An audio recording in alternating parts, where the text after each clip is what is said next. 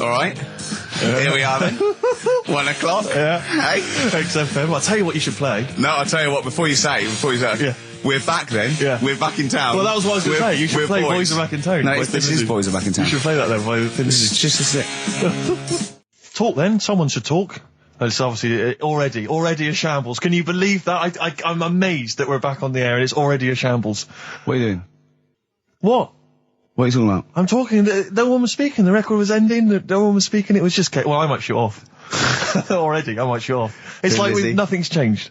Boys Are Back in Town on XFM 104.9. We're back then, aren't we, Carl? I'm Ricky Gervais, with me Stephen Merchant and Karl Pilkington. I'm not coming back. I'm definitely not coming back. Oh, care that I'm not coming back. Rick, I seem to remember the end of the last time we were on. What was that, 3 months ago? Yeah, 3 months ago. Carl said he's never going to do the show again. There was nothing that was going to bring him back. Yeah. He didn't enjoy it, wasn't going to do it. All a ruse, right? Really? Yes. I've known him coming back for about 2 months, because he's got our agent now representing him. I thought he was a fool, really. Why? Well, what's he done for me? What's he done for us? No, I know, but I mean, he's your agent, so, and he's sort of calling Graham. And it was all a con, so Carl could get Mondays off. Poor Graham, the station's struggling enough as it is. Yeah. It's like running around like a headless chicken. Yeah. No one's listening. That's why I don't bother talking on the record then, because there's no loss to London. Sure. Right? It's pointless, this show. We don't do it for the money. We don't do it for the kudos. I don't know why we do it. No. Is there anything on telly at this time? I could have had a lie in. I know. But, it's all a ruse to get Mondays. He's got Mondays off now, because he has to do the show, 2 hours, right? And he's still getting paid. And it's all a con, because he knows that he's holding him over a barrel, and it's like, we've got to keep Carl happy. Right? I had Mondays and Tuesdays off before Duncan got involved. No, but you know what I mean, though? And it's like, poor Graham, who's the MD, in charge of the thing, probably pulling his hair out, worrying about the station, right? It's a sinking ship. And then Karl Pilkington, well, I'll do it, but I want Mondays off. He's probably sitting home now. His family, he's probably ridiculed by his wife. His kids almost certainly would have lost all respect for him. He's been fooled by Karl Pilkington. He calls his mates and goes, I'm busy, Graham. I don't, I just can't think. It's embarrassing. But do you know what I mean? And you think it's funny, and you think you've got one over him. He's going, Monday's off for 2 hours. Yeah, you do. You think, and now you're embarrassed we've said it on air. But you're only conning yourself in the long run. Because, do you know what I mean? I hate that sort of, the world owes me a living, what can I get out of the world? What are you going to give back to the world, Carl? What are you doing now then? Are you going to prepare Mondays? What have you prepared for this show now? You've had 3 months to prepare. Yeah. What have you got? What have you got for us? Okay, what's happened in the last 3 months? What? In this place or just my life? Well, what have you got for us? 3 months, we're cloning about, you get Mondays off, you're getting paid for it, you've got a cushy deal, you're having a laugh, you're taking the piss out of the management, right? So, what have you got for us? Give it to us. I've kind of, updated Rockbusters a bit. Right, brilliant. Yeah. Right, so, and you said don't mess with it. If something's good, don't mess with it. What do you mean it wasn't good? It was never good. It was never good. No, of course we had good. to fix it. It was fun to do. It was a laugh. I mean, I imagine it was much more fun for me than the 450 listeners. You know what I mean? I enjoyed it. I enjoyed squeezing your head and dressing you up. No, but that's just it. When I had a meeting with Graham, right, I said, look, I'm not being funny. I don't want to do it anymore. Yeah. I've had enough of it. Yeah. And he was like, oh, what's up with you? You sounds like you have a right good laugh. I said, yeah, but that's all good acting and stuff. I said, it's hell in there. I said, like he's talking about Vietnam. Yeah. I said, having my head squoze, right? What? Squoze is still not a word. We've been away 3 months. It's still not a word. Right. Yeah. I said, he's putting a dustbin lid on my head. Yeah. You told this to the MD. He's hitting me with a tray. Yeah. He's chucking toilet paper at me. Yeah. And he said, yeah, but that's all over 2 years. I said, no, that was the same day. Okay then, what has changed in 3 months? They're listening, they've been listening for 6 minutes now. Come on, give us something. Bit of Nickelback. What's happened in 3 days? Play a record and let him 3 months? What, in my life or in here? Nothing's happened here, nothing's changed here. Right. But, I don't know, do you know last time we were on? Yeah. Right? And, I was telling you about the woman over the road, where I live. The one that walked around naked? There's a woman who walks about the flat naked, This is when Carl was watching a woman naked, then she looked at saw him looking. So what he did, this is the genius he did to get out of this, he pulled his pants down so he was naked too. His girlfriend comes in and goes, Karl, what are you doing? He went, I can't tell you now, but don't look out of the window. Yeah, go on, sorry. That woman, she's bought some blinds.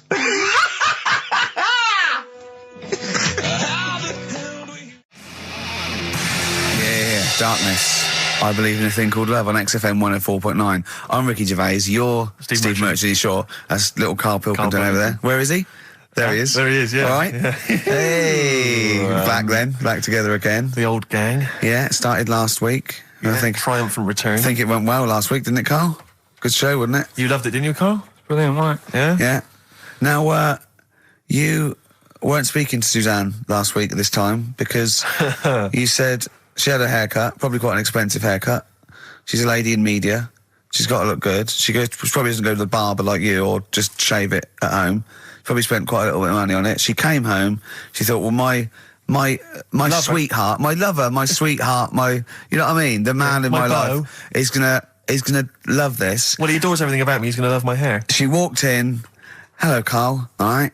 You look like Dave Hill from Slade. Is what you said to the poor woman. And then talked about it on air. She was furious about that. So what did you do? Karl? She did listen, yeah. She wasn't happy. And she heard you slagging her hair off? Yeah. What so this is probably annoying her now.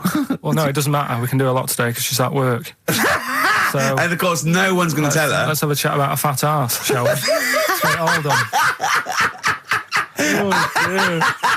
Oh, dear. You are in so much trouble.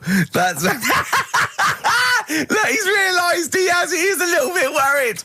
Oh, didn't you go and buy her a coat or something? Took her out on Sunday and treated her to a new coat and that. Yeah. But I offered, I said as well, I said I'd pay to have it done again. Oh no! Karl, you have... Oh God! Oh my Christ! So she listened to the show. What did she say? You got home, she'd heard you slagging her hair off. Imagine that. He thinks that's a good thing. We've won the polls. Brilliant. What are we doing? Well, you can have facial surgery now, love. It's sort of like... It's just...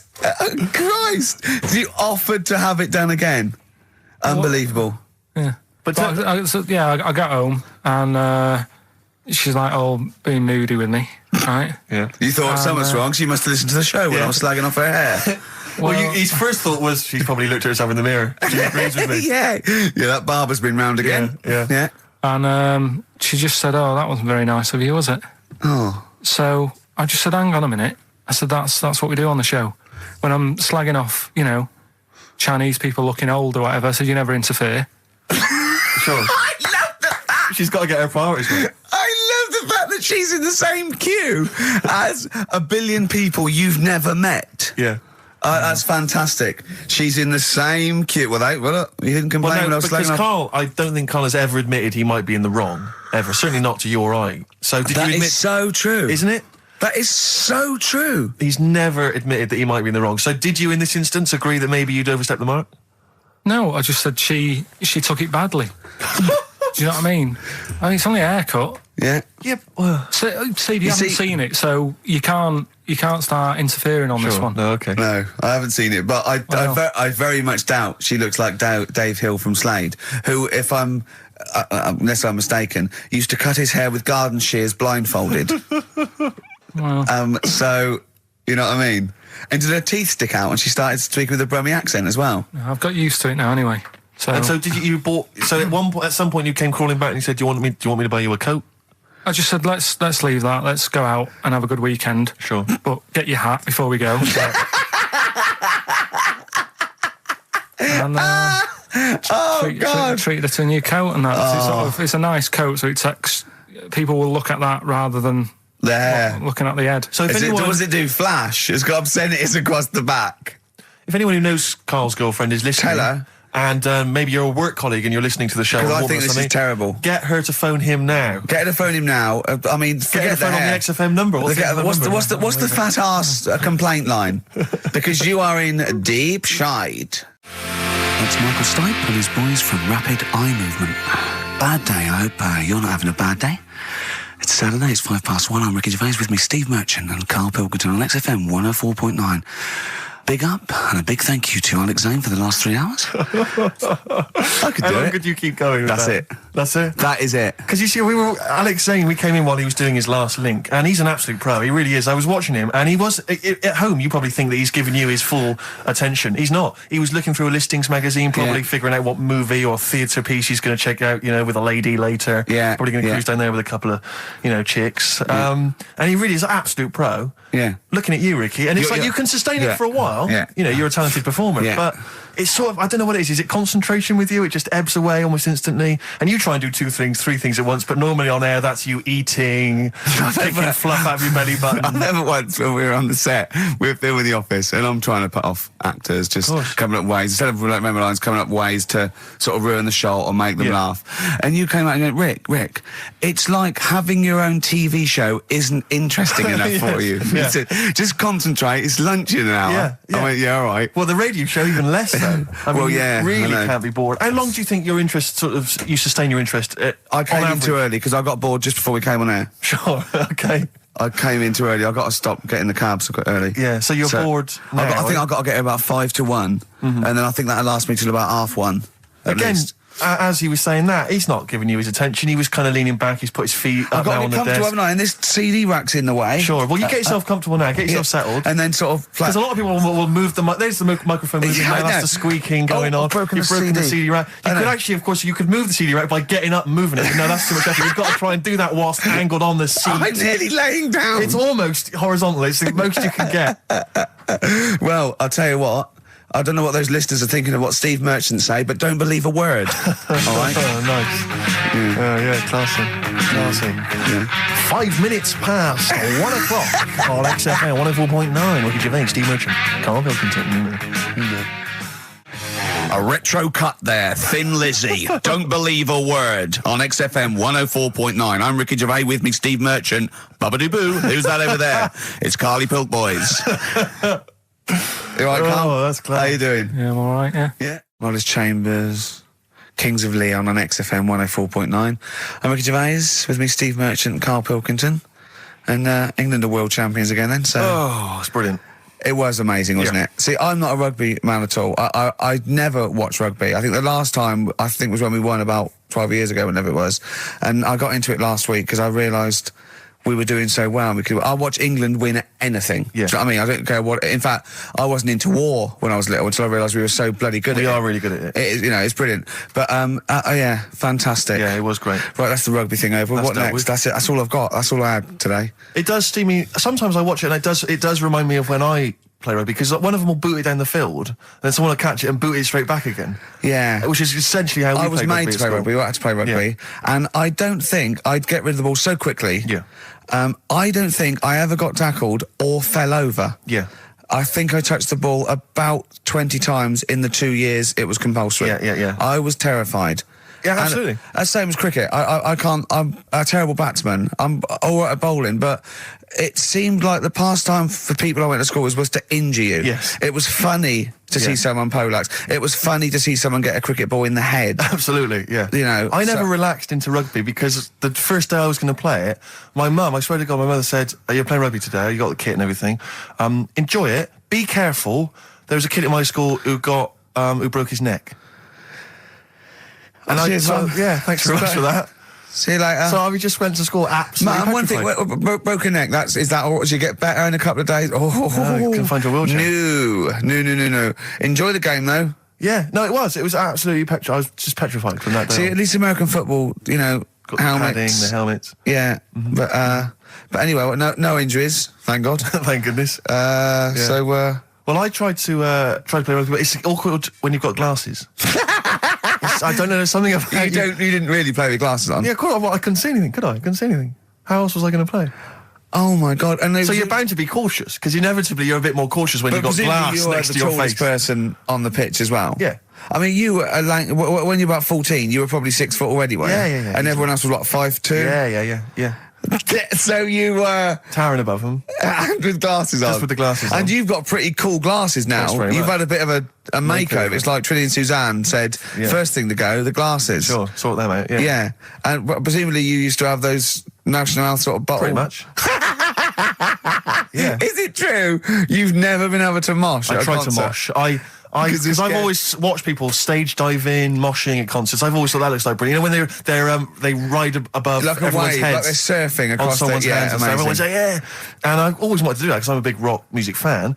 And the only time I did mosh was at Rage Against the Machine.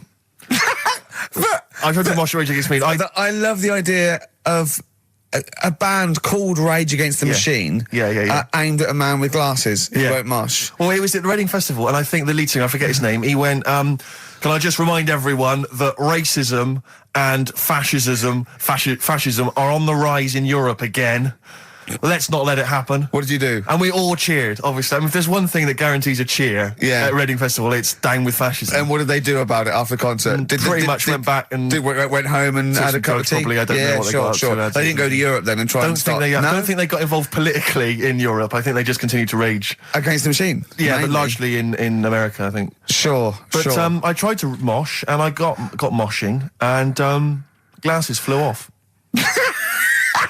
And I remember, because we were playing away, you know, do what you tell me. And I was just going, careful! I've dropped my glasses. Can we be careful? Loads of kids in hooded tops. Yeah, exactly. Just going mental. Yeah, and they're all jumping up. So I was can we just calm down for a second? Let's not be silly. Yeah. Yeah. It was absurd. And I had to kind of, scrabble around on the floor, and thankfully they were okay and they didn't get broken. So what couldn't you do then? What do you mean, what couldn't I do? What, at school? Can you not see without glasses? No. I mean, it's like that you couldn't do anything. It's a blur. Really? It's a blur, definitely. God. Yeah, it's like being kind of punch drunk or whatever. So yeah, you can't play sports when when you've got glasses. But why not contact lenses? Because they're not strong enough. No, they seemed a bit fiddly. Oh, brilliant. Bit of Lou Reed. Is that what you want? Yeah, Satellite of Love. Classic. A retro cut. Don't steal our son. Please, lads. Thrills. On XFM 104.9, I'm Ricky Gervais. With me, Steve Merchant and Karl Pilkington. Yeah. Little Carly Pilkington, little baldy mank, whinging little twat. How are you? Yeah, all right, yeah. What are you doing? Happy? Feeling a bit happier today? You look as full of spunk, as they say in America. Yeah, I'm all right. Just a bit of a miserable day, though, isn't it? Yeah. A bit miserable. Yeah. Walking in today, right? Do you know I walked through, like, the sort of the gay district of London and that? Right. You don't walk, you mince, don't you? I'm just walking through on the way to work, and I'm always interested in their little shops and stuff that they have, right? Loads of their little shops. That's no, don't be ashamed of. If you want to go in and buy something, go in and buy something. I'm just having a look at, looking in the windows and stuff.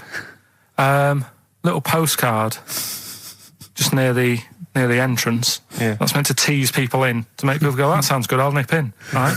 Little postcard. Free butt plugs with every sale. That's great. How did we get from 5p off milk to free butt plugs with every sale? Wow. What society come to? Well, it's because we're liberated, Rick. Yeah. It's an open society. What did you buy to get them? You didn't buy... No, I didn't. But what's the purpose? What, of the poster or of butt plugs? Butt plugs. Because I really honestly You don't... shove them up your arse, don't you? Whoa, slow down, bum. Shove them up your bum. Yeah. But when? Is that just like when you're doing whatever, doing stuff around the house? Or? I think it's not to keep things out. Is it like you would use a plug in the sink to keep, the water in the sink? Oh, if you're not gay. Get that? Oh, yeah. No, I know what you mean, yeah. I don't know. No entry. What is it? I mean, I don't understand what that's for. I don't know. I assume it either feels good or are they... well, I've got to be careful here. Or are they sort of like breaking it in? Right, yeah. Do you know what I mean? Like it's like a shoehorn. Sure. or It's like when you stick paper in your shoes if they're a bit tight. Or those people who sort of like put little bits of wood in their lips, and then as soon they've got big plates in their lips. Yeah. Same as the butt plug. It means you can, you're ready for anything. I don't know, do I? And look at Carl's face. Well, if you know what butt plugs are used for, then why not get in touch? Ricky.Gervais at XFM.co.uk. What do you think? If there's any... I can't believe we're already on this subject. I know. It's 1:05 and we're I was going to say then, if there's any people who use butt plugs, and I was thinking that Karl would have said, well, they're not up yet. Yeah. Because they go out late. No, but what is it? We're award-winning people. We've written a TV Not on show. radio, though. Not on radio. We're rubbish on radio. I know, but We've got nothing to lose. But I always say to you, Steve, that I like educating people and that. Now, the way I see it is I didn't know what they were. Let's phone to go. Someone might know about butt plugs. All right, we'll get. No, get them on. Get them on. Ask them. No, because they might say something dodgy. Oh. Yeah, whereas what have we just been doing? Just take a chance. Take a chance and tell them not to swear. Well, you tell them. Okay. Right, Steve. I haven't got my headphones on. Hello, who's that? Hold on. Who, sorry? Nicholas. Nicholas, hello, mate. You're not going to swear, are you? No, I'm not going to Keep it clean. Yeah. Keep them keen. What were you calling about? I'm phoning about your plugs. About, not my plugs, but sure, plugs in general. What, do you know much about them? No, Are you a plug user yourself? No, I'm just thinking if maybe you've got some gay friends and you're spending the night at their place, you might want to use one. Right. What, you mean experiment with them, or...? No, so you can make sure they're not going to do anything while you're asleep.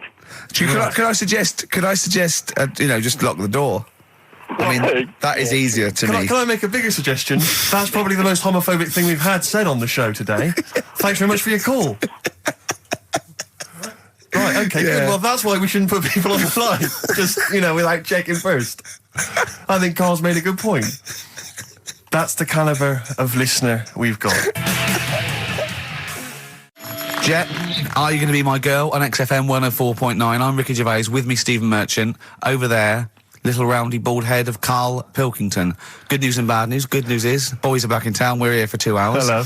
Bad news is, we have no monkey news, gay fella news, or little Chinese fella news. Really? We're going to try and, leave that for a week, and then maybe come back to it. Yeah. Why do I get the feeling that within 20 minutes we'll be talking about little gay Chinese monkeys? Carl, think of that. We have got monkey news. Have we? Oh, yeah. So we've already broken that promise. Oh, okay. I thought we were going to try and sort of talk about something else. I just done Jonathan Ross show, and they don't talk about the same things every week. It's weird. It is weird. But, or as Carl says, weird innit? Yeah. So, gave this show about 5 plugs. Nice one. Yeah.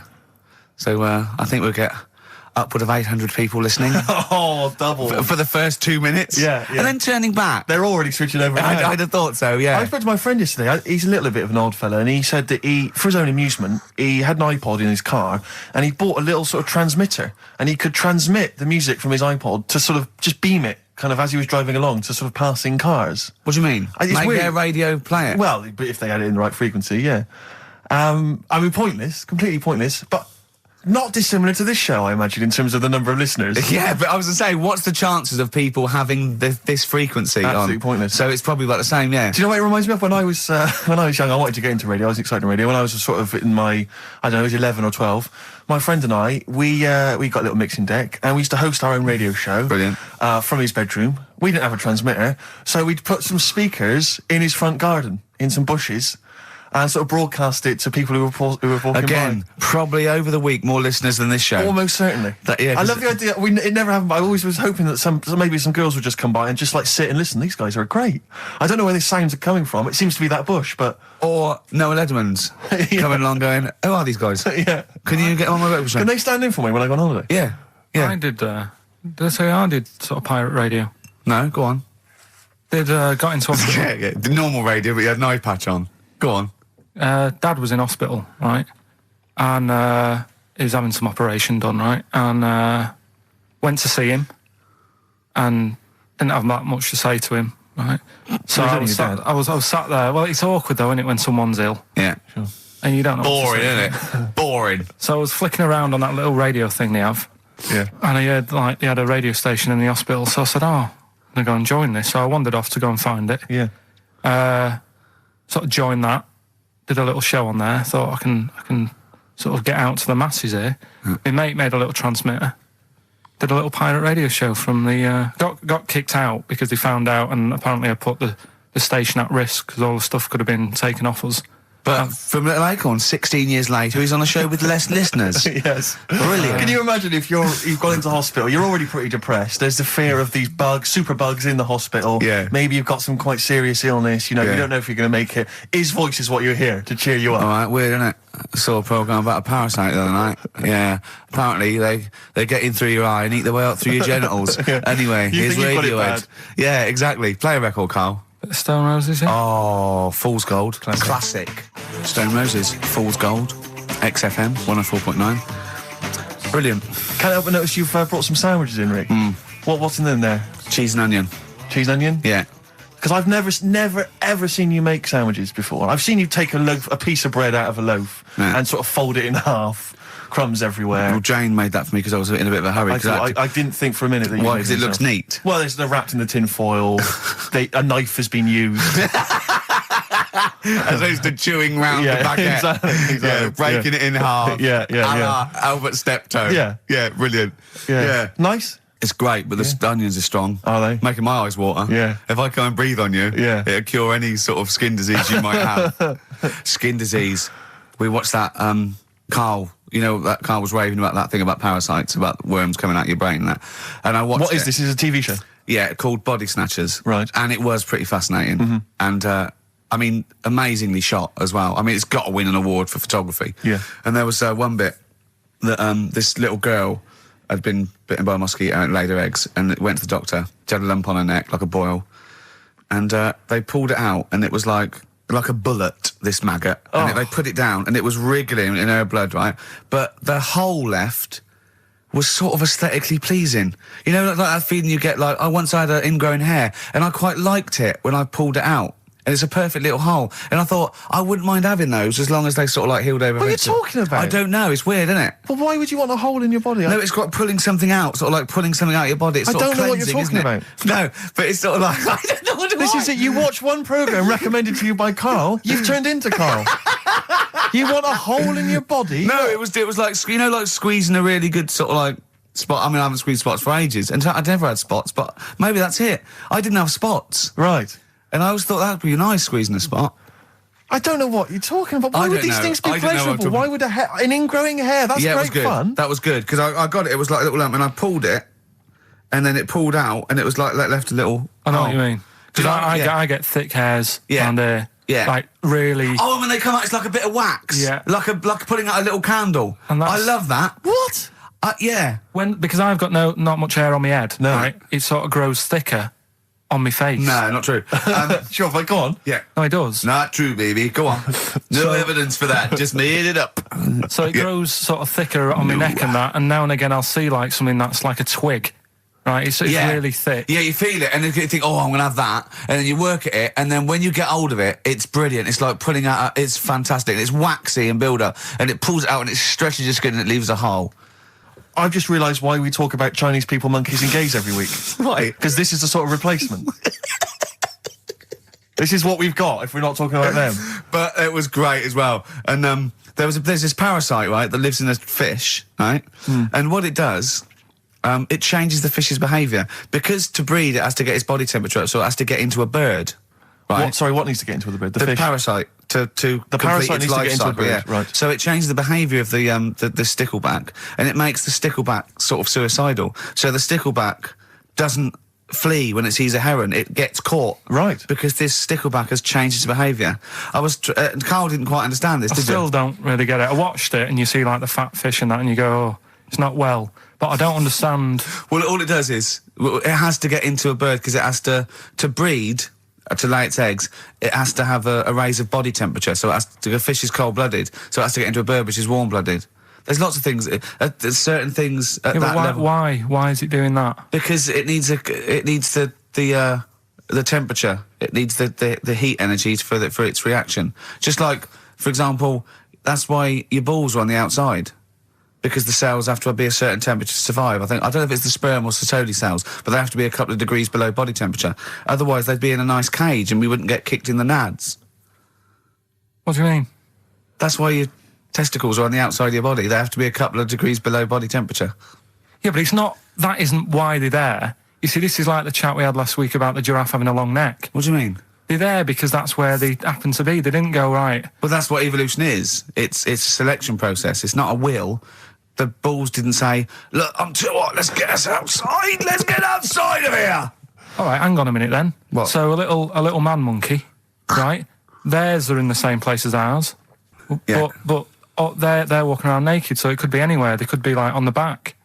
It doesn't matter where they are. They call it... Well, they could be on the back, yeah. So why aren't they? This is a completely different... Steve! You started it.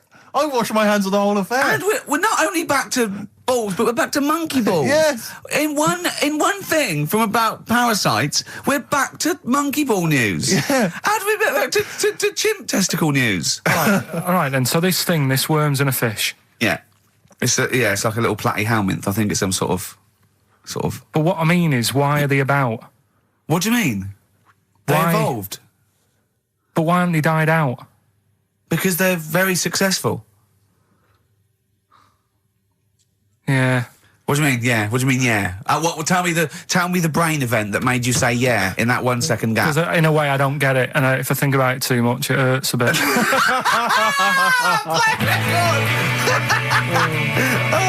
They've just been around for years, Carl. Yeah. Like Cliff Richard or something like that. Yeah.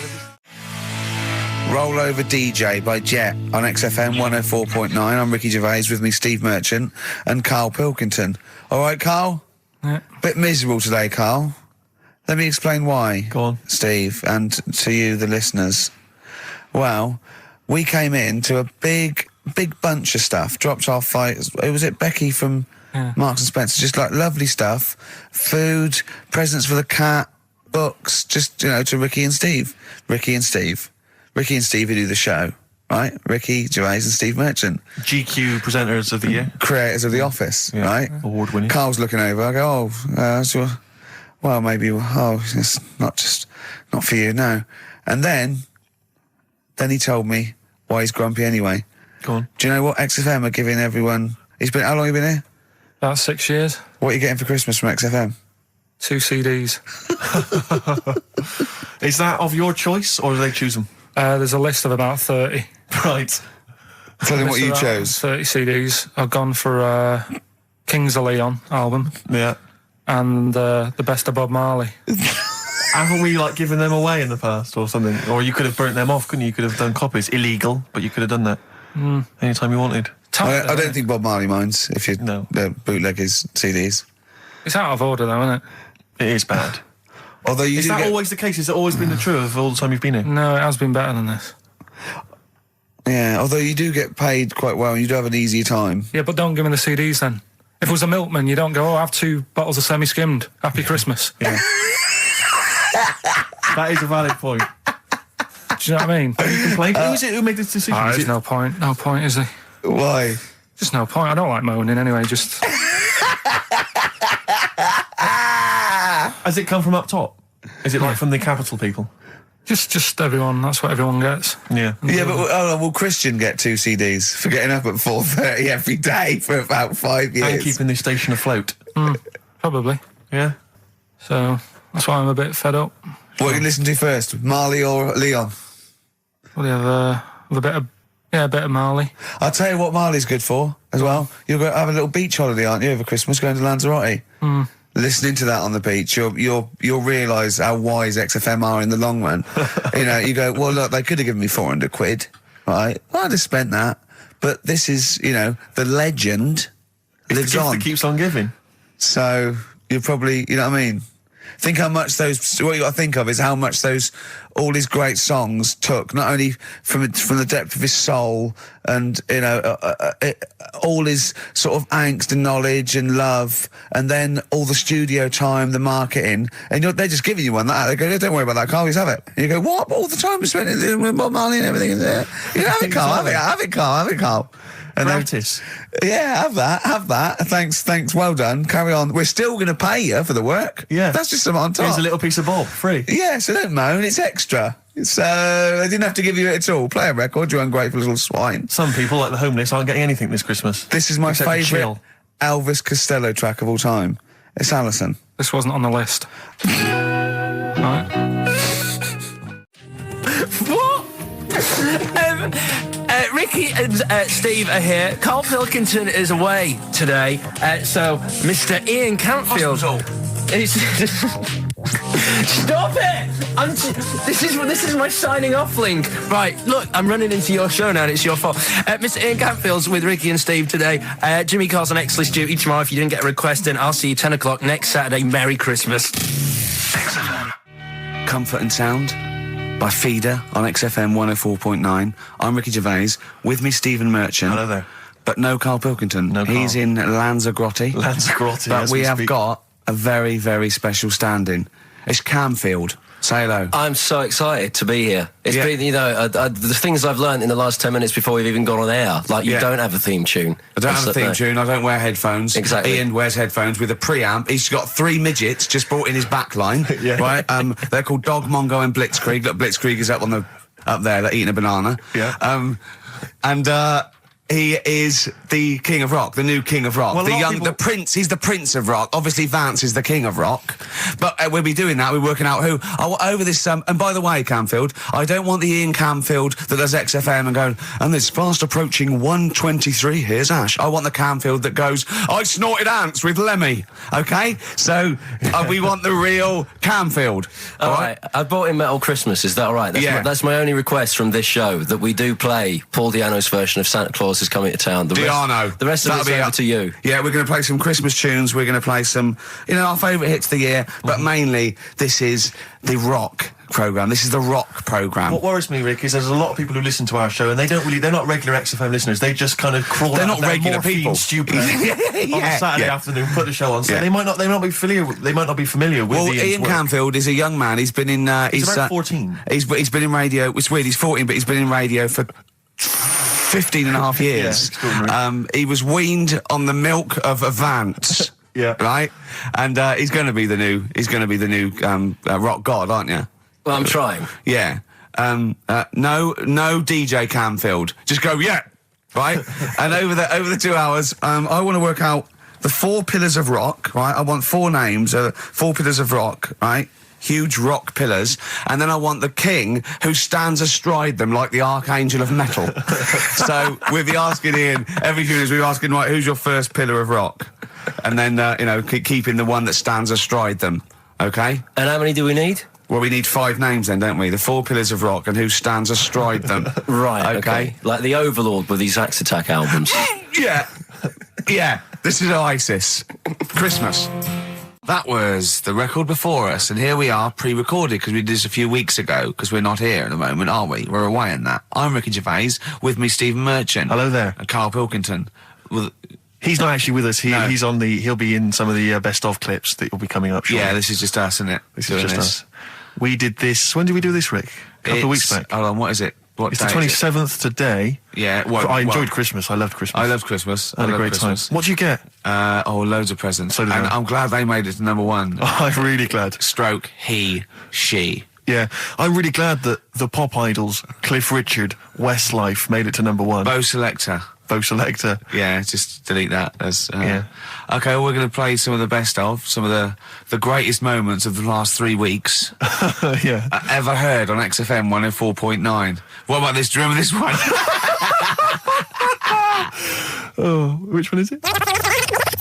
I'm Ricky Gervais, with me Steve Merchant.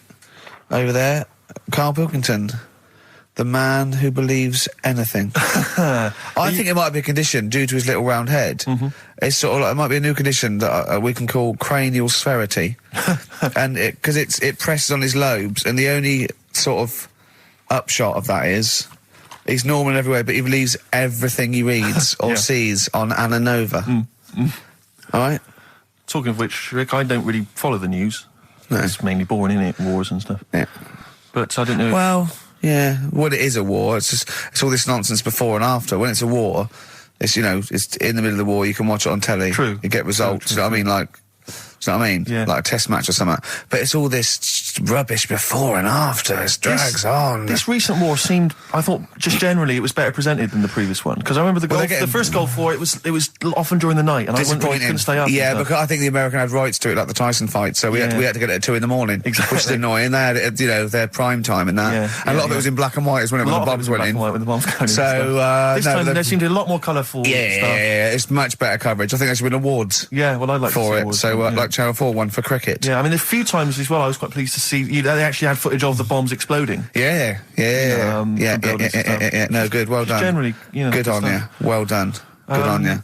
Yeah, it costs a lot though, doesn't it? It isn't a costly War's thing. a lot more. When you got something like, a Jimmy Carr game show, which probably costs about £100,000. Yeah. Like half an hour war costs millions. It's almost as expensive as like Terminator 3 or something. Yeah. But I mean, But then, you got a variety. Exactly. Sorry, Steve, you were talking, mate. Well, no, I just wanted to make sure you were aware that the World Elephant Polo Championships have taken place. I did get it. I think they mentioned on. Yeah, we won, didn't we? England won. Yeah. Well, my question is, where have they been practicing? I don't know. Do you remember ever at school anyone ever saying to you, "Are you interested in playing polo with elephants?" Do you reckon it was 5 blokes in pith helmets kept sneaking into a whipsnade? Possibly. What are you doing, lads? We're practicing. Get down. Yeah. Get off them elephants. Yeah. I didn't even know we had a team. I can't believe it. No, but it's like Johnny Wilkinson and the rugby lads. They're going to get MBEs, all sorts.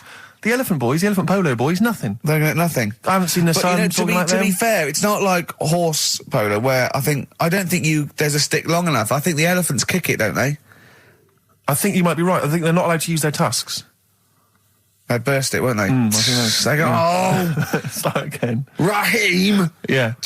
What do you mean the elephants kick it? All right, I've opened a can of worms here.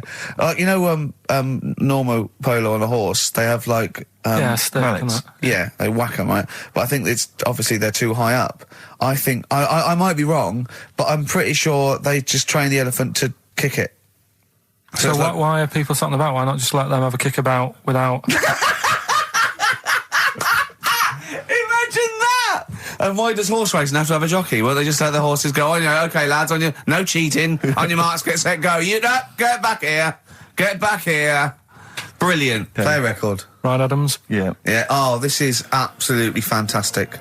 His version of Wonderwall, if you've not heard it yet, you'll be loving it. You'll be loving this. Kings of Leon, California Waiting. Steve, the public have been waiting for us to return. That's true enough. All right? Yeah. They had the best of last that week. Was a joy. They had Camfield and us without Karl the week before. But it's been a while since we've all been together. I'm Ricky Gervais. With me is Steve Merchant. And over there, with his little sunburnt-y, baldy head, little Karl Pilkington. All right? Yeah. That wasn't Steve slapping me head then, by the way. No, that was just him clapping at, like, Steve Wright in the afternoon. It's a great show. Because it is a good show. Yeah. He's so pleased that we're a posse. Yeah. And we're all back together. 3 holidays Carl's had last year. Yeah. I'd love to have 3 holidays. You've got to start putting the work in there. I had 2 holidays though. No, you had 3 holidays. You went away with Suzanne and her parents. Yeah, well, that doesn't count. It does count. If you book 2 weeks off the firm, you go away and you go, how was your holiday? Go, well, it didn't really count. It wasn't a really good holiday. Can I have them days back, please? My New Year's resolution is to be nicer to you, but well done, you've already broken that. No, but talk sense. Talk sense. You've had 3 holidays this year. And I'm just saying, you're in your 30s now, and 30s is when you should be really putting the work in. That's true enough. To reap the benefits in your 40s, 50s, 60s, 70s, 80s, 90s, and 100. Karl, what's your New Year resolution? What about think before you speak? It's worth... See, I'm allowed to laugh. I'm allowed to laugh at things other people say, Karl. That is a good suggestion. How was your holiday, Karl? It was all right. Right, brilliant. But that I don't see on the ratio of good to bad in Karl's mind. That might be amazing because we never hear him sing the praises of anything. I'll tell you what. Can we have a cracking little tune and then come back and hear about Karl's holiday? I'd love to do that. Let's keep it tight. Snow Patrol and Run on XFM 104.9. I'm Ricky Gervais. With me is Steve Merchant and Karl Pilkington. Yep. That's 3 for 1. I don't know. All right. Exciting. News. Breaking news is that there was only 2 more weeks of us before we have to go away on a little extended break again. So, can't give any more details yet. We don't know when we can come back because, we don't know what we're doing. We're going to, America. We're doing the Golden Globes, and then we're going to watch the Office pilot being filmed. Yes. And then we got bits. I'm doing a bit of a tour, so it'll be sort of the summer times probably. Yeah. I'm saying it like they care. Oh, they don't give a damn. Do you know what I mean? I sometimes think that because you think, oh, you don't want to let down the people. You want to keep it consistent. You want to give, but really, I know I like doing this more than anyone listening. Definitely. Do you know what I mean? Definitely. I love coming in. I love squeezing Carl's head. Yeah. I love playing some records. You know, I like sort of sitting in the room with you. I know you love it. Oh. I can't wait. I can't think of anything else I'd rather be doing on a Saturday. Yeah. So we got our Saturdays back though. Yeah, that'd be great. I mean, my alarm went off today, and I was a bit tired because we had a couple of drinks last night, didn't we? Last night, yeah. We had party. We were party animals. I've been looking for an office this week, as you know, and it's so stressful. Just walking around, just talking to agents and right, okay. So my method is this, right? I walk around the area that I want to be an office in because I don't want to hear anything else. I don't want to, you know what I mean? So I walk around. To be fair, it is about a square 500 yards. Yeah. Right? It's sort Your of house is in the centre. yeah. I walk, and so I walk around and look at placards. I go, that's a nice office, and I phone them up. There's loads of different people I'm dealing with, right? And they went, oh, we got one in so-and-so street. I think it was 5th Street or something. I went, oh, yeah, I went along to, I'll see you there in 20 minutes. I got there. You were there, if you remember. I looked around and I said to Steve, it looks all right. There's no pawn shops or anything like that, right? And Steve went, well, it is next to a brothel. And I looked, and there on the next thing, like, you know, model, first floor, Susie, 03. I thought, and I phoned him and I said, do you know what? Don't bother coming here. No, I said, no, I said, because it's next to a brothel. He went, yeah. I went, right, okay. Just for future reference, I don't want an office literally next to a brothel, right? When I go to work, I don't want to walk past prostitutes. Call me old-fashioned. Yeah, right? as you're going into work, there's a prostitute. Yeah. Morning. Morning. Oh, she's got a cappuccino. Yeah, Starbucks, yeah. Business good? Yeah, it's a bit slow at the moment, but it picks up later this evening. Does it really? Good. And I said to him, I've got So my New Year's resolution is being like a little fascist when it comes to business. And I said, also future reference, no crack dens and no wild animals in the porch. And I just can't believe it. There's always something wrong. We went to one, right? It got there, right? And a woman said, oh, I'm new here. She didn't know what keys she was using. And she went, it's the 3rd floor. And she went, no point, we won't both get in the lift. I went, right, will you get a desk in the lift? Right, she went, I've got a chair in the lift before. Brilliant. So, just find me an office, Rathbone Place, sort of Percy Street, Charlotte Street, Dean Street. Yeah. Yeah. 1st or 2nd floor. I'm worried we're going to get emails from estate agents, phone calls from them. You know what those people are like. But I don't look at the emails. True. Fair enough. So, play a record. Enough. Fortune Faded by Red Hot Chili Peppers on XFM 104.9. With Ricky Gervais, Stephen Merchant and Karl Pilkington for the last time. Yes, we've said that before, of course, so don't get your hopes up. Yeah, we've had some highs, some lows, some laughs, some tears. Karl, you concentrating? A lot of tears, mainly from the audiences. Yeah. Now, before we get into talking about maybe some of the hijinks we've had, looking back, looking forward as well. Yeah. I came in, Karl was sitting at the desk, he went, all right? I went, all right, yeah. He went, see that Alan Clark diaries? I went, no, I didn't. He went, no, a lot of people talking about it. He went, I've never kept a diary. Keeping a diary will always get you into trouble. And I said, like Anne Frank. What did you say, Karl? The woman in the cupboard? That's what he said. The woman in the cupboard. And I went, save it. Save it. You never speak to Karl off air.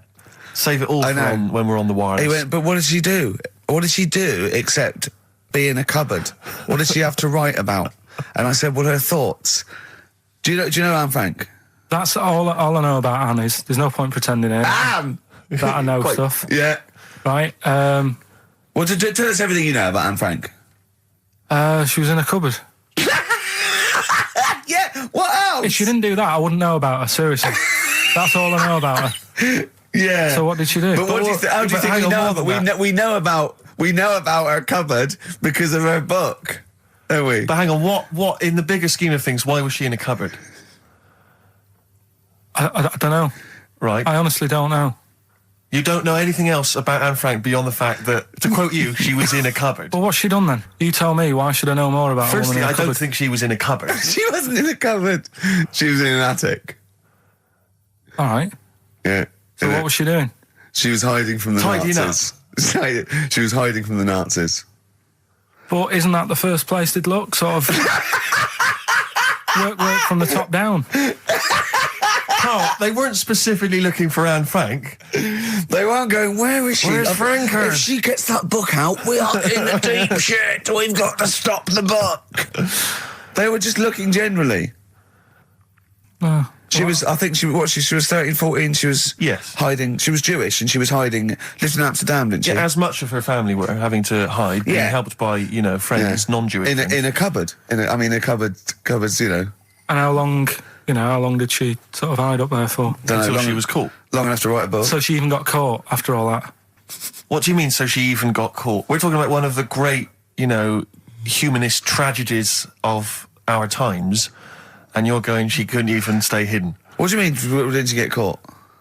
No, I'm just saying, it's not a great tip then, is it? Do you know what I mean? She didn't do it well. She didn't hide and say, well, I escaped it. She her got diaries caught. are not a manual on how to hide from people. It's not how to win at I don't know anything about her, and we might be going down some ground that's a bit dodgy. I don't know enough about it. Maybe it's best just leaving it. All I was saying is diaries, what do you do them for? Have you kept one, Steve? Never kept a diary, no. Right. I can understand your fear that it might get discovered, someone might read it, find out all about your inner secrets. Of course, the good thing about you is you tell everyone what you think about them. Yeah. Yeah, but... There was going to find a diary and go, oh, God. Can't believe it. Carl doesn't like my haircut. Yeah. Carl thinks I look like Dave Hill from Slade. Yeah, I told you that, didn't I? Yeah, I told you that. Do you think they'll last, though, diaries and that? No, because they were a bit of a time killer, weren't they? It was something to do at the end of the day, whereas now there's iPods and that. Do you know what I mean? He's fantastic. The iPod of Anne Frank. Yeah, no, that's what I mean. New from Sony. That'd be great, wouldn't it? All her greatest hits. Who could forget? Oh, well, dear. Leave that then. I didn't know it was that deep. I thought it was just like a, You thought it was like, didn't you? Adrian Mole type thing. Yeah, what are we doing?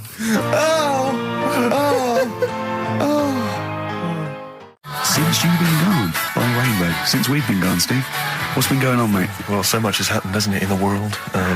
Politics and stuff. There's been an election and the like. I'm Ricky Gervais. With me, Steve Merchant, and our producer. I say producer. Karl Pilkington. All right. Yeah. Very good. We've been away for a while. I think the last show we did was January 2004. Yeah. And nothing's changed. Nothing's changed whatsoever. Nothing's been mended. I'm pretty sure I threw that away in the bin before I left. Yeah, there are some of your old bacon rinds from that sandwich. Yeah.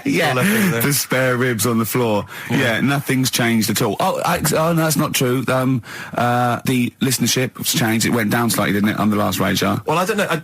I don't know. Is that what happened? Did it go down slightly, Carl? A little bit, I think. I don't think XFM gets new listeners because I think what happens is, because the reason it goes down just very slightly each time is that their old listeners die. Yeah. Old Cure fans dying of... Yeah, smack addictions. Gout. Yeah. But anyway, I haven't listened to this station for a year and a half, so that's increased by 1, which is probably quite a high percentage. Exactly. I suppose that my question, to you, Rick, would be, why now? Why have you come back now? I was a bit bored of sitting at home. Okay. Yeah. Because we're just here for 6 weeks. 6 weeks. Well, we're standing in for Adam and Joe, aren't we? Yeah. Yeah. How the tables have turned. I remember when they were standing in for us, but... Yeah. I don't know. But the only reason I'm here is because my housekeeper cleans between 1 and 3. Oh, right, that's a good idea. So I just got to get out of the house. And, Are they listening to XFM? Well, no, she doesn't speak English. I'm not made of money, Rick. Okay. If I can help out, a young immigrant lady, then I will do. And there are so many things I can do for her in so many ways. Yeah. But her, picking up my old tea towels and stuff is ideal. So that's why I'm here. But all I'm worried about is I think people kind of associate with the name Ricky Gervais. They associate a certain level of quality. Your live stand-up DVDs, there's a level of quality. You've put a lot of work into them. You've honed it. The TV work you've done, likewise. Should people expect the same from the radio show? Definitely not. No.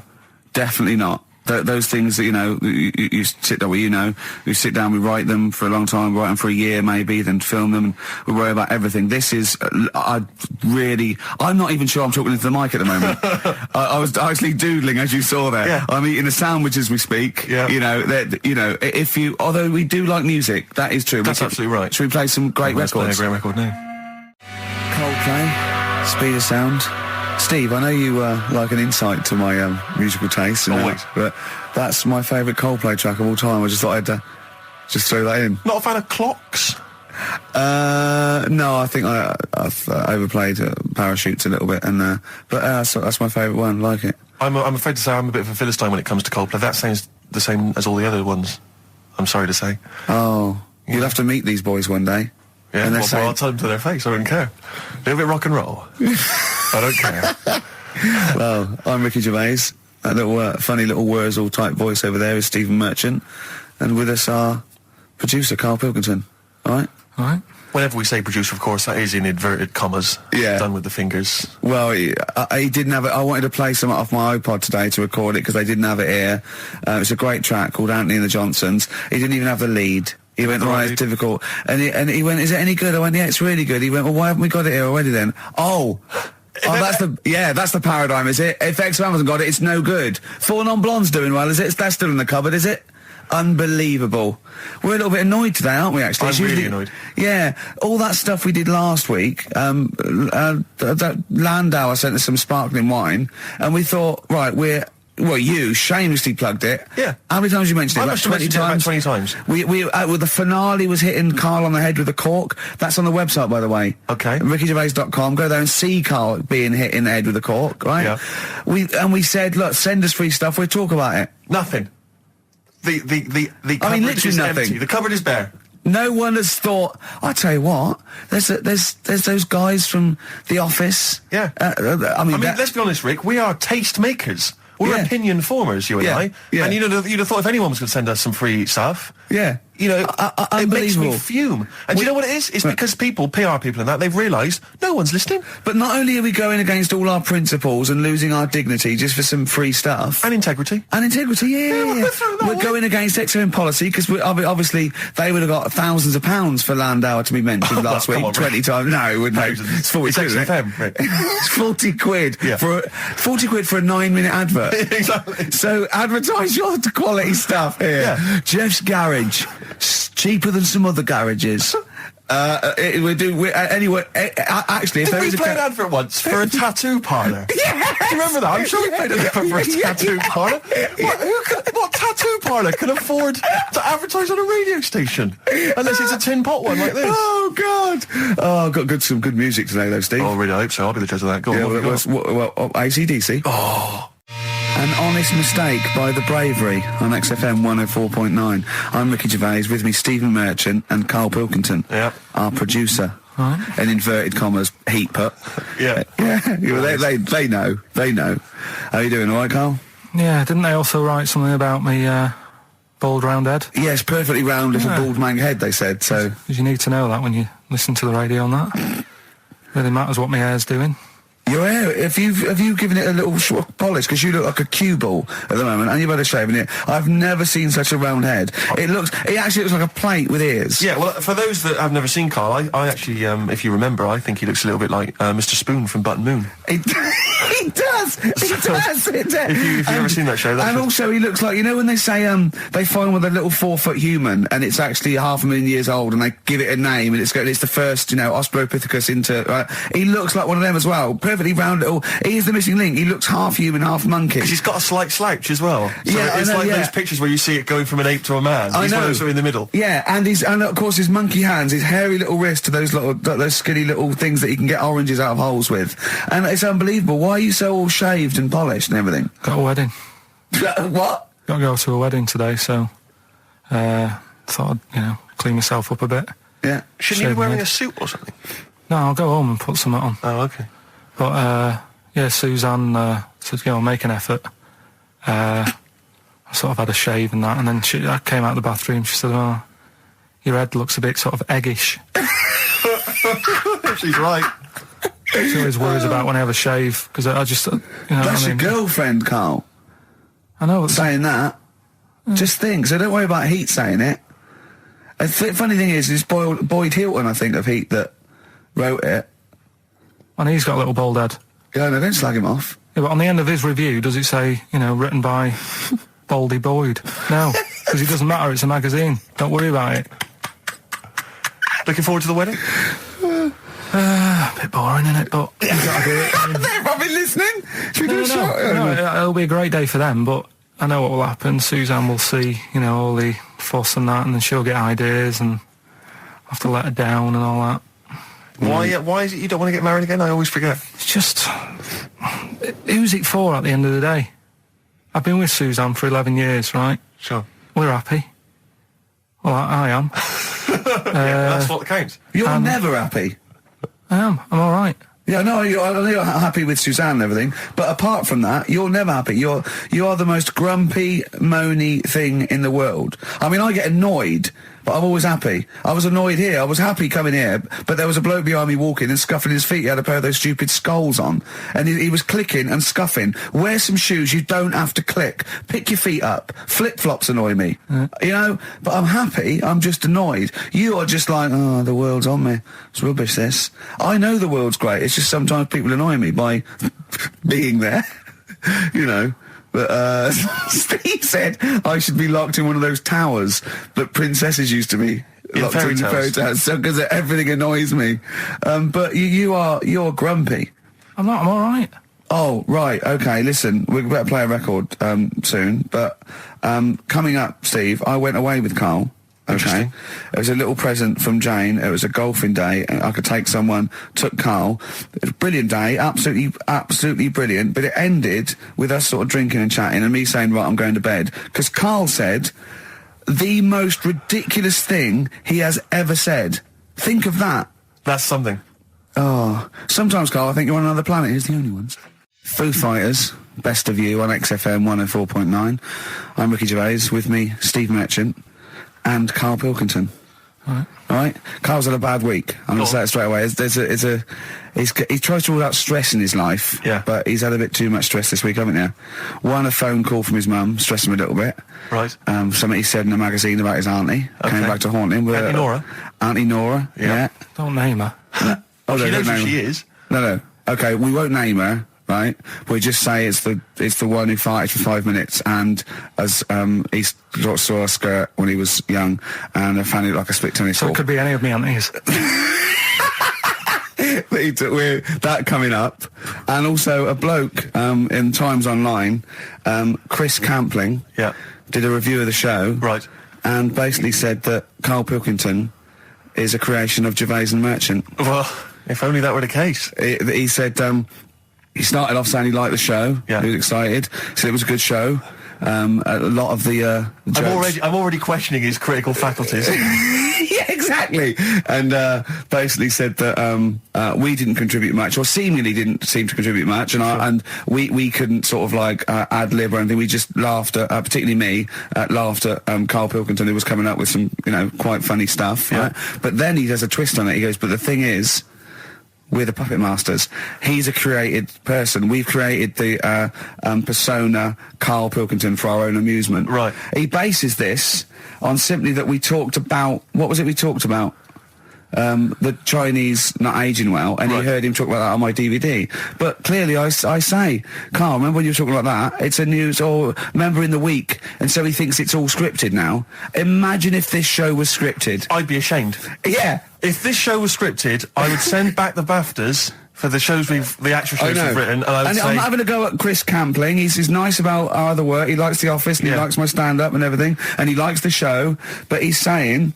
Because we're not spontaneous, we scripted this and invented Karl. So he's like, we've invented another Gareth. If we had created Karl, I would not have squandered a character that good on this poxy radio station. Absolutely. Also, does he know that we spend about 3 months on half an hour script? So how long does 2 hours of drivel? But the main thing is, as if this could be scripted, it's dreadful. It's shocking.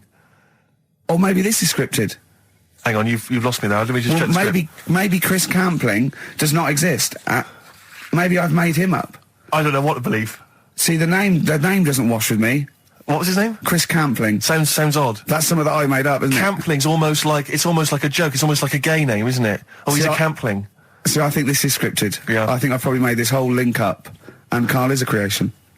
Campling, that's not a real name. No. I made it up. I should have come up with something better. Yeah. Sorry. Forever Lost. The magic numbers, and the magic number is 104.9. XFM. I'm Ricky Gervais, with me, Steve Merchant and Karl Pilkington. Right, 2 more shows. Till we're off air for don't know how long. Is that 2 more including this one? Yeah, no. 2 more after. Yeah, no. It's this is one, and then there's another one. Right, 2 more. And that's shows. the last one. There's 2 more shows. Yeah, including this one. Well, starting now. If I'd have said this at the end, it might have been ambiguous. But I've said it at the beginning. There's 2 hours. That's a whole show. Right. So there's 2 more shows. 2 more shows, including this one. Yes, okay. Well, obviously. So 1 more show. After it's this only one. 1:05. After this show, 1 more. Yeah, one more. Yeah. Next week there's 1 more show. That means 2 altogether. Oh no, now it's only 1 more show. Good night. Okay. Now, it better be a good one, Karl. Have we got Rockbusters? Yeah. To win those prizes? Check. Have we got Monkey News? Check. Is it a real Monkey News, or is it something that's slightly made up that you... What? Always is. Check. Okay. Knob News? Yeah, we've got a bit of knob news, yeah. I'm worried that knob news, because it's only about penises, is a little bit sexist. Have we got any fanny facts? Can we sort that out for next week? I don't want to alienate our female audience. Welcome to Minge London. Good, I'm glad that's out. Well, brilliant. We've got a song with a story? Yeah, doing that. What is it?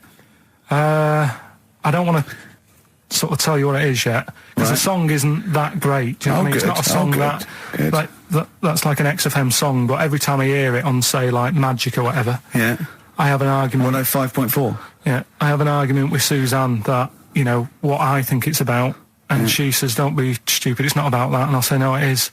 And so we're going to decide who's right. Yeah. Well, I don't know what song you're talking about, and I don't know what the argument is, but Suzanne's right. Definitely. No doubt about it. Yeah, we'll have a listen, but I'm hoping that once people sort of listen to it again with my thoughts, every time well, this song sums up what people should think of you. It's don't believe a word.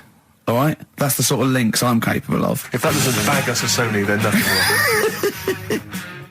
Landed, Mr. Ben Folds. We've landed on XFM 104.9. Ricky Gervais, Steve Merchant, and little Karl Pilkington, and his magical little manky, round, baldy head. He was described as a wacky mank in one of the papers this week. Really? Brilliant. Well, remember we were talking about it last week, about he came round to my house, and I popped out my Mr. Johnson, for him to take a little look at. And his 2 That made daughters. the papers.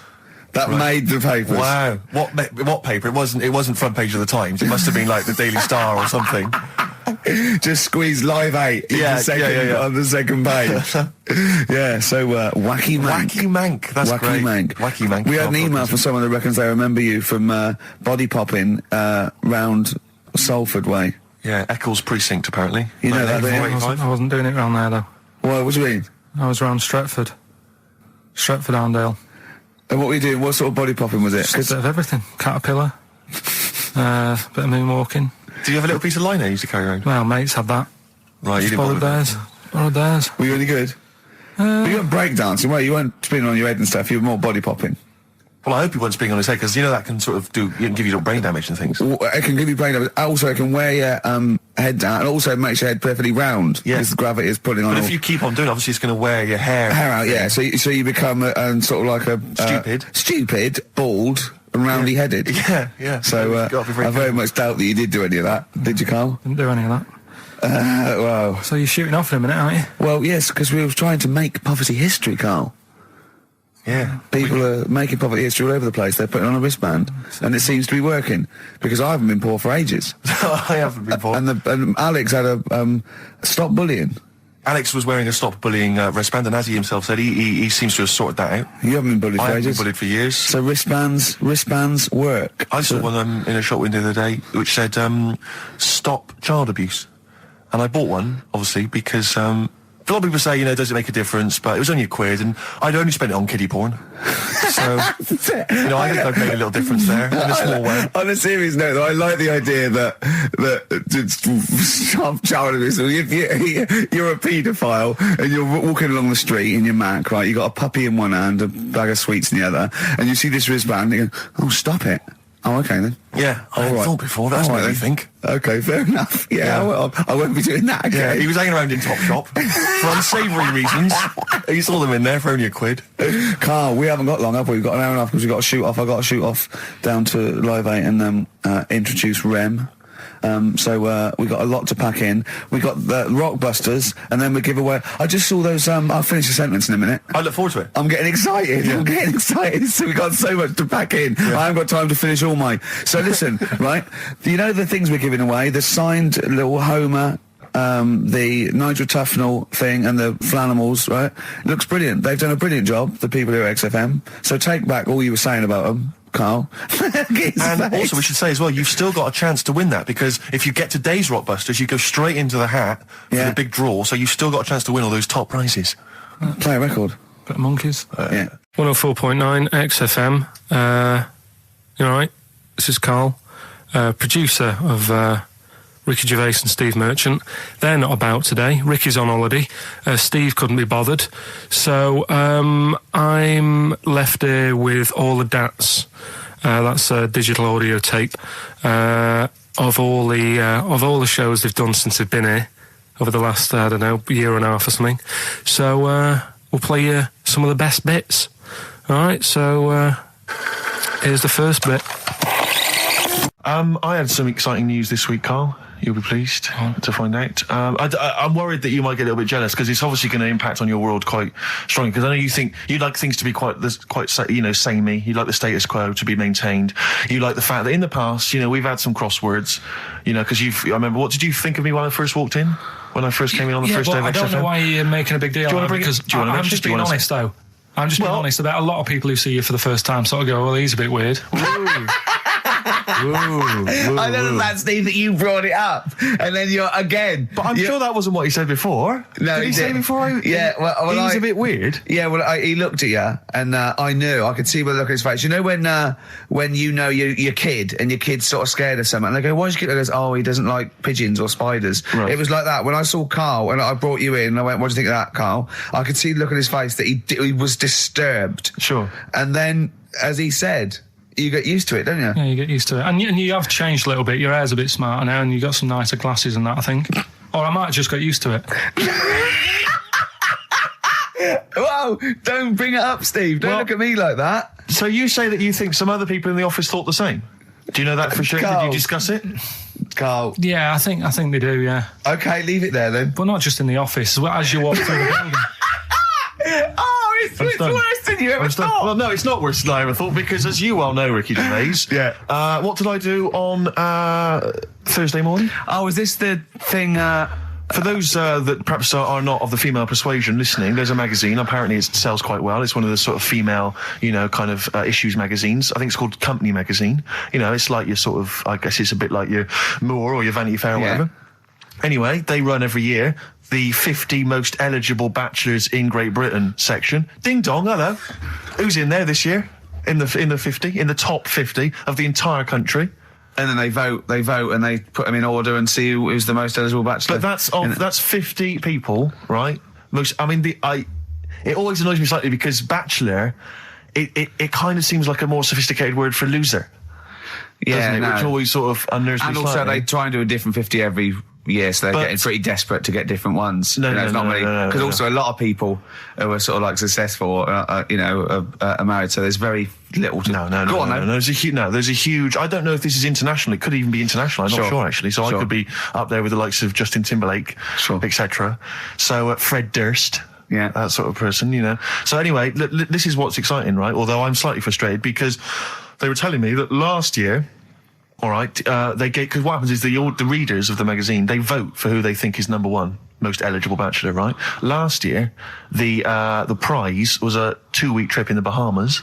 Okay, this year, I'm rather annoyed, because all I'm going to win is a moped. That's the prize this year. That's the prize this year, a moped. Whoa, backtrack. What? Sorry? Last year was a 2-week trip to Bahamas, and this year just a moped. All I'm going to get is a moped. All you're going to win is a moped. Yeah, you've got no chance. You've got no chance. Who else is in it? Well, I mean, I don't know lots and lots of people you'd never heard of. I know Duncan from Blue. Ding. So you're second to him at least already. I imagine you're going to come behind the other 49. Because there'll be people voting for me. They get to vote for me. Yeah, Steve. They'll see my photo and then they can vote for me. Yeah, according to Heat, I was 22nd most sexy man in the world. I better take that helmet back. I would. Rick, you may remember that last week we opened with some quality knob news. Knob news, yeah. It was Hitler's knob. Hitler's knob was one of them. That just sparked off into a whole bunch of other kind of knob-related discussions. Yeah. And I'm pleased so far to see that we're almost at the halfway mark for this first hour. And so far we've only talked about nudity and/or todgers. Yeah. So excellent work from us. Well done, lads. Yeah. I'm looking forward to Dr. Fox and the rest of the Sony award committee listening to this one. Yeah. But more knob news. I don't know if there's a jingle for that, maybe. You nearly had the eye out. Knob news. Knob news, excellent. This is an extraordinary story. A woman tried to sue her bosses for £210,000 after finding a cooked penis in a canteen stew. Hospital cleaner Sophie, something, I can't quite pronounce that name, was eating goulash for lunch and could not cut one of the lumps of meat. You can see where it's going. I've got so many questions already. I know. She picked it up and tried to chew it, but it was too tough. Then she inspected it with workmates, who all agreed it was a penis. Imagine that discussion. Yeah. Miss Matlata said she vomited for the rest of the day, instantly became a vegetarian, and had to have psychiatric help. It's not known whether the organ was from a human. The case continues. Well, it can be found out, so that's one thing. Obviously, the doctors aren't confused. They're not going, I don't know, I've never seen one like it. Yeah. Also, why is she eating goulash? I know. I mean, that's my first question. Why? You lunch. What do you want? I don't know, I fancy some goulash. Yeah. Some goulash. Goulash, thanks very much indeed. Lancashire cockpot. Is on the menu. Brilliant. Only £5.50. Wangers and mash. I'd love some wangers and mash, please. Coq au vin. Coq au vin. It's already done for There's wangers and mash, coq au vin, Lancashire cockpot. That's just off the top of our brains. Yeah. So if you've got any of your own, keep them to yourself. We're not interested. What do you make of that knob news? And it's in a hospital. Yes, it was. No, hospital cleaner. You're right. Oh, cleaner. God. I know how your mind's thinking already. There's been a mix-up. What kind of mix-up? I love that. What, some bloke's gone in, some lesbian's gone in wanting a sex change. She's got a carrot for a cock. Stew and steak. Stew and steak. Oh, that would be great. So on then, do a film review, quickly. Right. Well, today on film review, we're doing classic films, and today we're looking at Elephant Man, John Merrick, one of his better pieces of work. It's a sad film. I've never really been able to watch it all the way through. Sorry, John Merrick's better piece of work was him being the Elephant Man, played by John Hurt. Yeah. Go on then. Sad film. When I was younger. Tell us a bit about it. What is it about? Who's John Merrick? It's about a fella who's got a funny head. Right, tell us this. And, he lives in, I think he lives in London, in like about the 1930s or something like that. And he's being picked on all the time and stuff. And first time you watch it, you'll probably cry a bit. And then the second time you watch it, you're just sort of thinking, God, that would be bad. Sort of having a head like that being picked on all the time. Then the third time you watch it, you might think, how does he get his jumper on? Then, I don't know, I'm probably bored of it the fourth time. but it's well worth watching, so Elephant Man. Brilliant. Yeah, see it. Brilliant. I think if you want to get on TV, Carl, you'd be better as the subject of maybe like an omnibus documentary. Living with Karl. XFM 104.9, Ricky Gervais, Steve Merchant, Karl Pilkington. Tell us about this monkey, Karl. You're going to love this one, Steve, right? So last week we were talking about how, like, a lad left his family because there was problems at home and that. He went and lived in the wood, he got airy. Right? Yes. No. Leave it there, Rick. We haven't got time to go into it. Right, so... That's what happened. And that's what happened. He lived with the monkeys, he went airy. That's what happened. Looked into some other stuff about, like, airy kids and all that. Yeah. Came across this story about a bloke, right, who worked in a zoo. Oh, dear. Right? So... Trouble's brewing. Loving his job and that, but it's quite a lonely sort of job because you don't see many people. You're just dealing with animals all the time, right? So anyway, he gets a bit pally with a monkey because it's the closest thing to a human. Well, that ape is. Right. Yeah, but you can't really go that close to apes. It's dangerous. What do you mean? What type was it? Do you Just mean let him tell the story. Was it a chimpanzee? I reckon it was a chimp, yeah. Yeah, it was you a don't chimp. even know, so it was it's a an chimp. ape. It was a Okay. chimp. Yeah, but it doesn't matter, does it? So he It's the gets story. pally with him. Right, so he gets pally with What, him. do they go on and holiday together? well, no, I mean, it starts On the off. pool It together. starts off just checking each other out and probably sharing lunch and that together. Yeah. Right.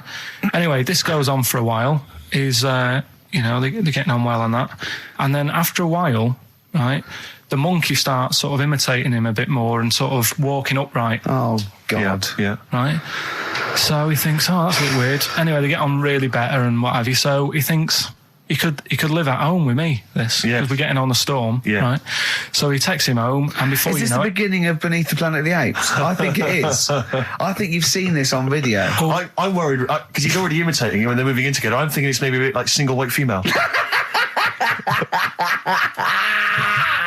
Single White Zookeeper. Oh, brilliant. Right, so anyway, so he's moving in and it's getting used to sort of the normal human life. He's having a cup of tea in the morning. Yeah. PG tips. He finishes the day off with Oh dear.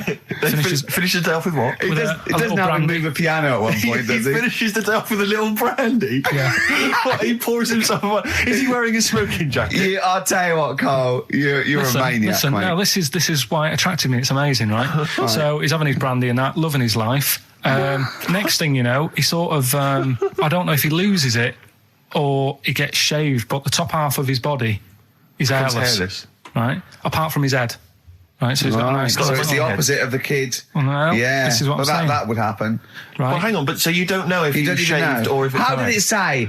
Then the hairless. What? I'll bring it in for you, the story, and then you can see if I've gone wrong. Keep going. Anyway, so this is going on, and he's having a great life. Then the zookeeper starts getting a bit annoyed because he's having a better life than the zookeeper. The zookeeper's in the zoo. This is such So the zookeeper's still got to do a day's work. The monkey's at home, he's partying, Well, he's it got gets his to other a point when he says there's no point you coming in to the zoo because the whole reason of you being there was because you're being kept there. Right. And he didn't want to bring the memories back, so he said, you stay at home. So you're talking such. Just let him finish. God, I don't know if I can sit here and listen to this drivel.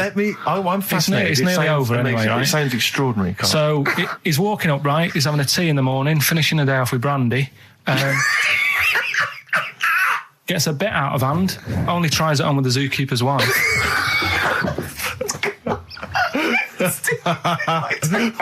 Make him go away, Steve. How does he do that? Well, because he's around humans a lot, he becomes a bit of a charmer. And, But what is it that he could do to seduce her? Pick fleas out of her?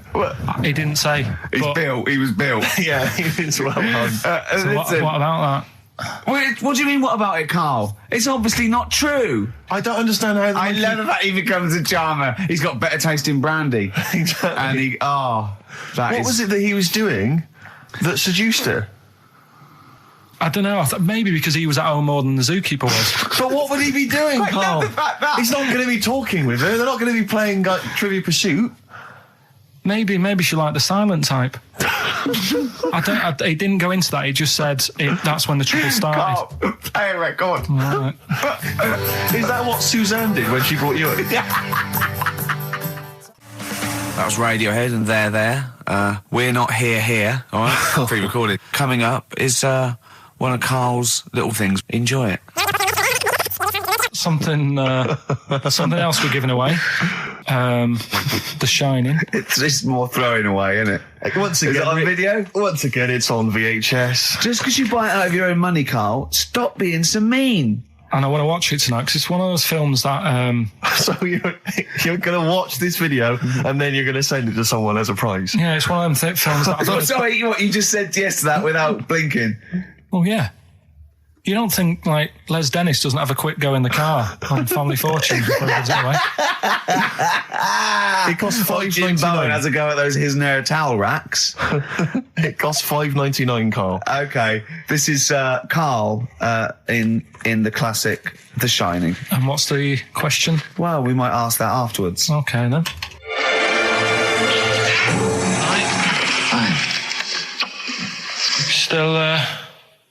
Still trying to write the book then? Yeah? Yes. Good. Funny, someone told me the other day, weird thing about a typewriter, the top row of letters, the longest word you can write is typewriter. I'll just show you. That's weird, isn't it? It's just the typewriter being... You're not in the mood, are you? You're in one of those grouchy moods again, like you get into when you're writing. I'm not being grouchy. I just want to finish my work. Yeah, just being a bit funny, a bit offhand and that. Let me explain something to you. Go on. Whenever you come in here and interrupt me, you're breaking my concentration. You're distracting me. And it will then take me time to get back to where I was. Understand? Yeah, but I just was coming in to try and cheer you up. You know, if you... I mean, I'm full of ideas as well. You know, if you're having a problem coming up with stuff, got loads of ideas you could write about. The other day I read about this airy Chinese kid. What do you want me to do about it? No, it's just that it could make a good book. Do you know what I mean? Sort of following round. That's swell. Well, I'd buy it. You know. But if you don't want to know, don't bother doing it. But do you know what I mean? It's just airy Chinese kid. It's weird because they're not normally that airy over there. Yeah, this kid caked in it. But if you don't care, I wouldn't touch one hair on his goddamn little head. You don't have to touch any hair on his head. Like I say, he's covered. Leave the head alone if you want. Touch his hands. He's totally covered in it. But I love the little son of a bitch. Well, don't go that far. You haven't met him, but I can sort it out. I'd do anything for him. I don't think he'd expect that much. Just take him to the barbers 3 or 4 times a week. You know, he's a good little kid. In fact, I'll do it. I think I'll write a book on him. Yeah? Do you think you can handle that? Yeah. You're not too busy, are you? Well, yeah, I'm pretty busy. I've got to sort out some monkey facts for the show this Saturday, but I reckon I can still... Why don't you start right now and get out of here? All right. I will. You're going to be like that? Couldn't borrow a pen, could I? See you later. There you go. Haunting stuff there. Karl Pilkington in The Shining. You know, in the film, Jack Nicholson goes crazy because the suggestion is he's maybe possessed by demons that maybe are in the hotel.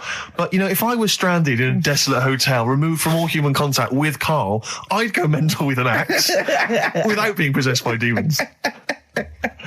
That's more chilling to me, trying to get some work done and you keep wandering in. I'm trying to get Karl to spend a couple of days in the caravan with me, just for the hell of it. And he won't. I've offered him money, won't I? I think it'd be a great laugh, wouldn't it, Karl? Oh, yeah, great. That would be terrifying. No, I want to film it. I just want to film it. Like a little video diary. There's Karl there, he's just waking up. Well, if I was stranded in that would be like being... I may as well be with Freddy Krueger and Jason Voorhees. That's more scary. The thing is, Ricky doesn't mess you about as much as he messes me about. No, you see, you've given him an inch. You've given him an inch and he's taken a yard. 12:30 you got in today. In 30 minutes between 12:30 and 1. The old bin lid on the head. He wanted to do that again. Yep. Squeezing my head, think he had a go at. And karate chop on the back of the neck. Yeah. All in 30 minutes. Yeah. Who else can say that? I didn't say that. Anyway, Karl, look, you almost let it slip then as you were talking about your filling out that application form. There's some big news that everyone needs to know, which we were stunned by in the week, although the more we sort of talk to you, the more it starts to fall into place. Yeah. But, Karl, what's the story? That I haven't got me exam results from my GCSEs. He never turned up to get his exam results. I was working. And so, how many did you take in the end? Because you weren't even sure about that, were you? You think you took maths and English, don't you? Yeah. And you think you've handed in the artwork for art, don't you? Now, art was continual assessment, wasn't it? Coursework. And what was it that you made? I made a man sort of putting his arms into a car. You've made a model of a man putting his arms into a car. What was this? So that one's passed. Was that this a homage to break-ins in Manchester? Was this? What was this? Oh, look, he does what he sees. Yeah. So you've got that. That's safe. You've definitely got that one. So you've taken art, you've taken English and maths, you think? So this is what we're going to do, listeners.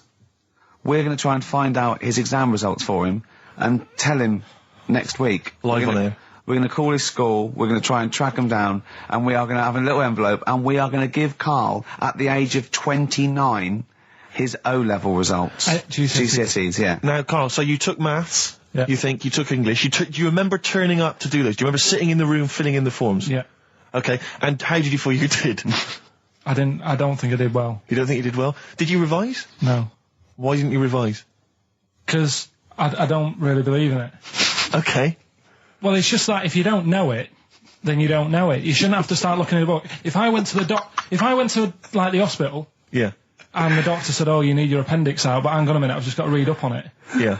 That isn't good enough. Okay. He should know, and that's the way I feel about it. To be fair, though, he did do the revision beforehand. Yeah, they don't usually pass on, maybe when they're in practice. Yeah, information they took in by osmosis. Yeah, yeah, and bloke comes in and goes, "Can I just see what you did with that?" And I goes, "You've passed." Yeah. Phew.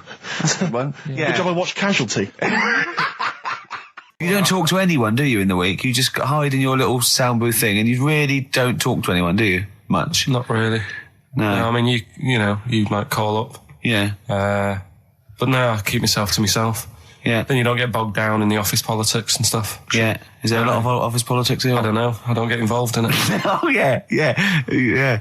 Proved your point. So when we're away and we're out of action, who, other than Suzanne, who will you talk to of the day? How will you get a sort of feedback from the world? How will you get sort of input and... I always, if ever I've got a question on anything, the internet's sat there and I can just go online and find out. The internet is good. It's brilliant. But it's not all verified. It's not all necessarily factually accurate. Anyone can put things onto the internet. It's it's freaks and things that put on things one, right? Here's one that I read in a week, right? Go on. About this woman. Yeah. She was a bit of a punk. And to get her hair done like she wanted it. Super glue. Right, no. She got lard. Apparently it's a popular thing, you might know. Put lard on your head. Yeah. And you put it in the oven. Now, apparently the heat that you get from the oven is different from the sort of heat you get from an hairdryer. Right? And she had to do that to get the style that she wanted. But anyway, she comes into money or whatever, treats herself to a microwave. Right? It's not true. Opens the door, jams the things, like the little catch. So the microwave works. She jams it with a screwdriver or a knife or something. Yeah. Puts the microwave on, sticks her head in, boils her brain. Don't be ridiculous. Right? Well, why is that ridiculous? Boils her brain. She boiled her brain. She boiled her brain. And this is what's good about the internet. I went straight from that, and there was a subject about brains. And do you know that Russell Crowe, when he dies, he's given his brain to charity or something, some sort of some people who can do stuff with it. She gave hers to Pot Noodle. Vesta. Yeah. Oh, that's boiling a skull. Yeah. It's not true. It's not true, Karl. No. Just urban myths. Someone made it up. Yeah. For a laugh. They're just too convenient urban myths. Everyone's you can tell an urban myth's not true because it's always this happened to a mate of mine, and when you say what happened then, they go, don't know, that was it. Was it? Was that it? Was it? Someone boiled a brain and that was it. There was no more story. Well, were there any dates, locations, times? I think it was in Belgium. That is a blinding record. And before that, Rick, what do you make of those adverts? They were great, weren't they? I like them, yeah. I'm going to buy all them products on the way home. And that's endorsed by Ricky Gervais. He's won awards. Yeah. Rick, do you remember this?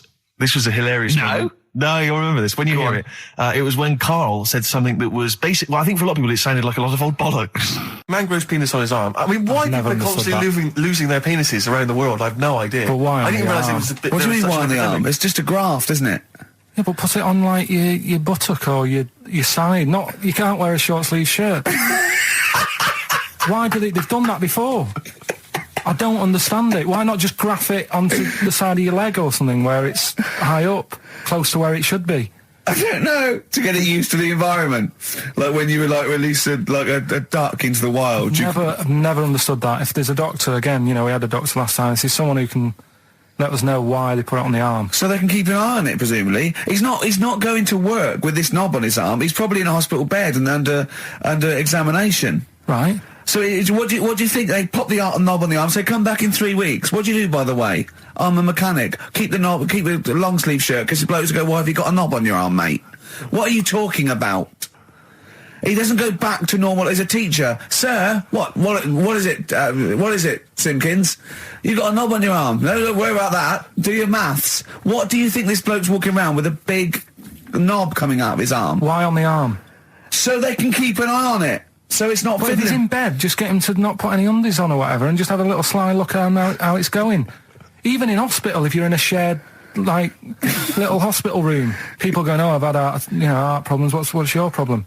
He's there with his arm out. He's got his knob out! Yeah, but I don't think it counts as indecent exposure when they're grafting a knob on your arm, sticking that up the bed. Imagine if he's driving, he's just got it out the window. People driving by. Yeah. At the end of is that bloke giving me the finger?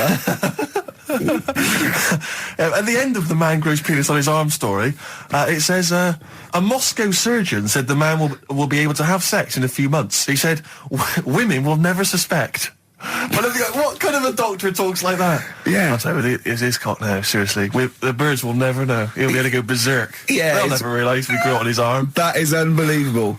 Will he have a little scar on his arm, do you think? Yeah, I don't get it. Like I say, 83936 if there's a doctor out there. Or indeed if you've ever grown... Or a tailor. Making you a shirt. What side do you wear your cock on, sir? It's on my left arm. So let's take us back a few steps, Karl. What's the story? Right, so I did some research. Right. Let's just recap again. There was a guy you read about who had his head chopped off. He was guillotined. Yeah. He had said to the people around him, I'm going to blink once I've had my head cut off to show the brain that life, can still... Or the brain can continue to work after death. Okay, so we queried that. So you weren't having any of it? Well, no, possibly for a few seconds till the oxygen stops being fed to the cells because the blood has drained away. But, nothing spectacular. So right, go on. Well, along the similar sort of lines, right, this is quite a few years ago. This fella sort of upset the royal family doing something. Right, so they said this isn't good. It wasn't Ben Alton at that Jubilee thing, was it? I can't remember what it was. And they said, right, that was terrible. We're gonna cut your head off. You gotta show people like you can't be doing what you've been doing. What was this? The 1970s? When you say a couple of years ago, you mean maybe sort of... Was it the olden days when the phones weren't very good? Ages ago. Yeah. Ages ago, sure. So yeah, fair enough. Yeah. So... Very philosophical. Yeah, imagine that when you watching the history. This was literally ages ago. Yeah, exactly. Yeah, Simon Sharma's History of Britain. Yeah. Oh, and even before that, which is yonks before, when it was all mental and different. Sorry, Karl, go on. So he's having his head cut off, and he's resigned to it. It's the day before. He's kind of got it into his head now that I'm not going to have my head much longer. Sure. So he said, let's make use of this. Yeah.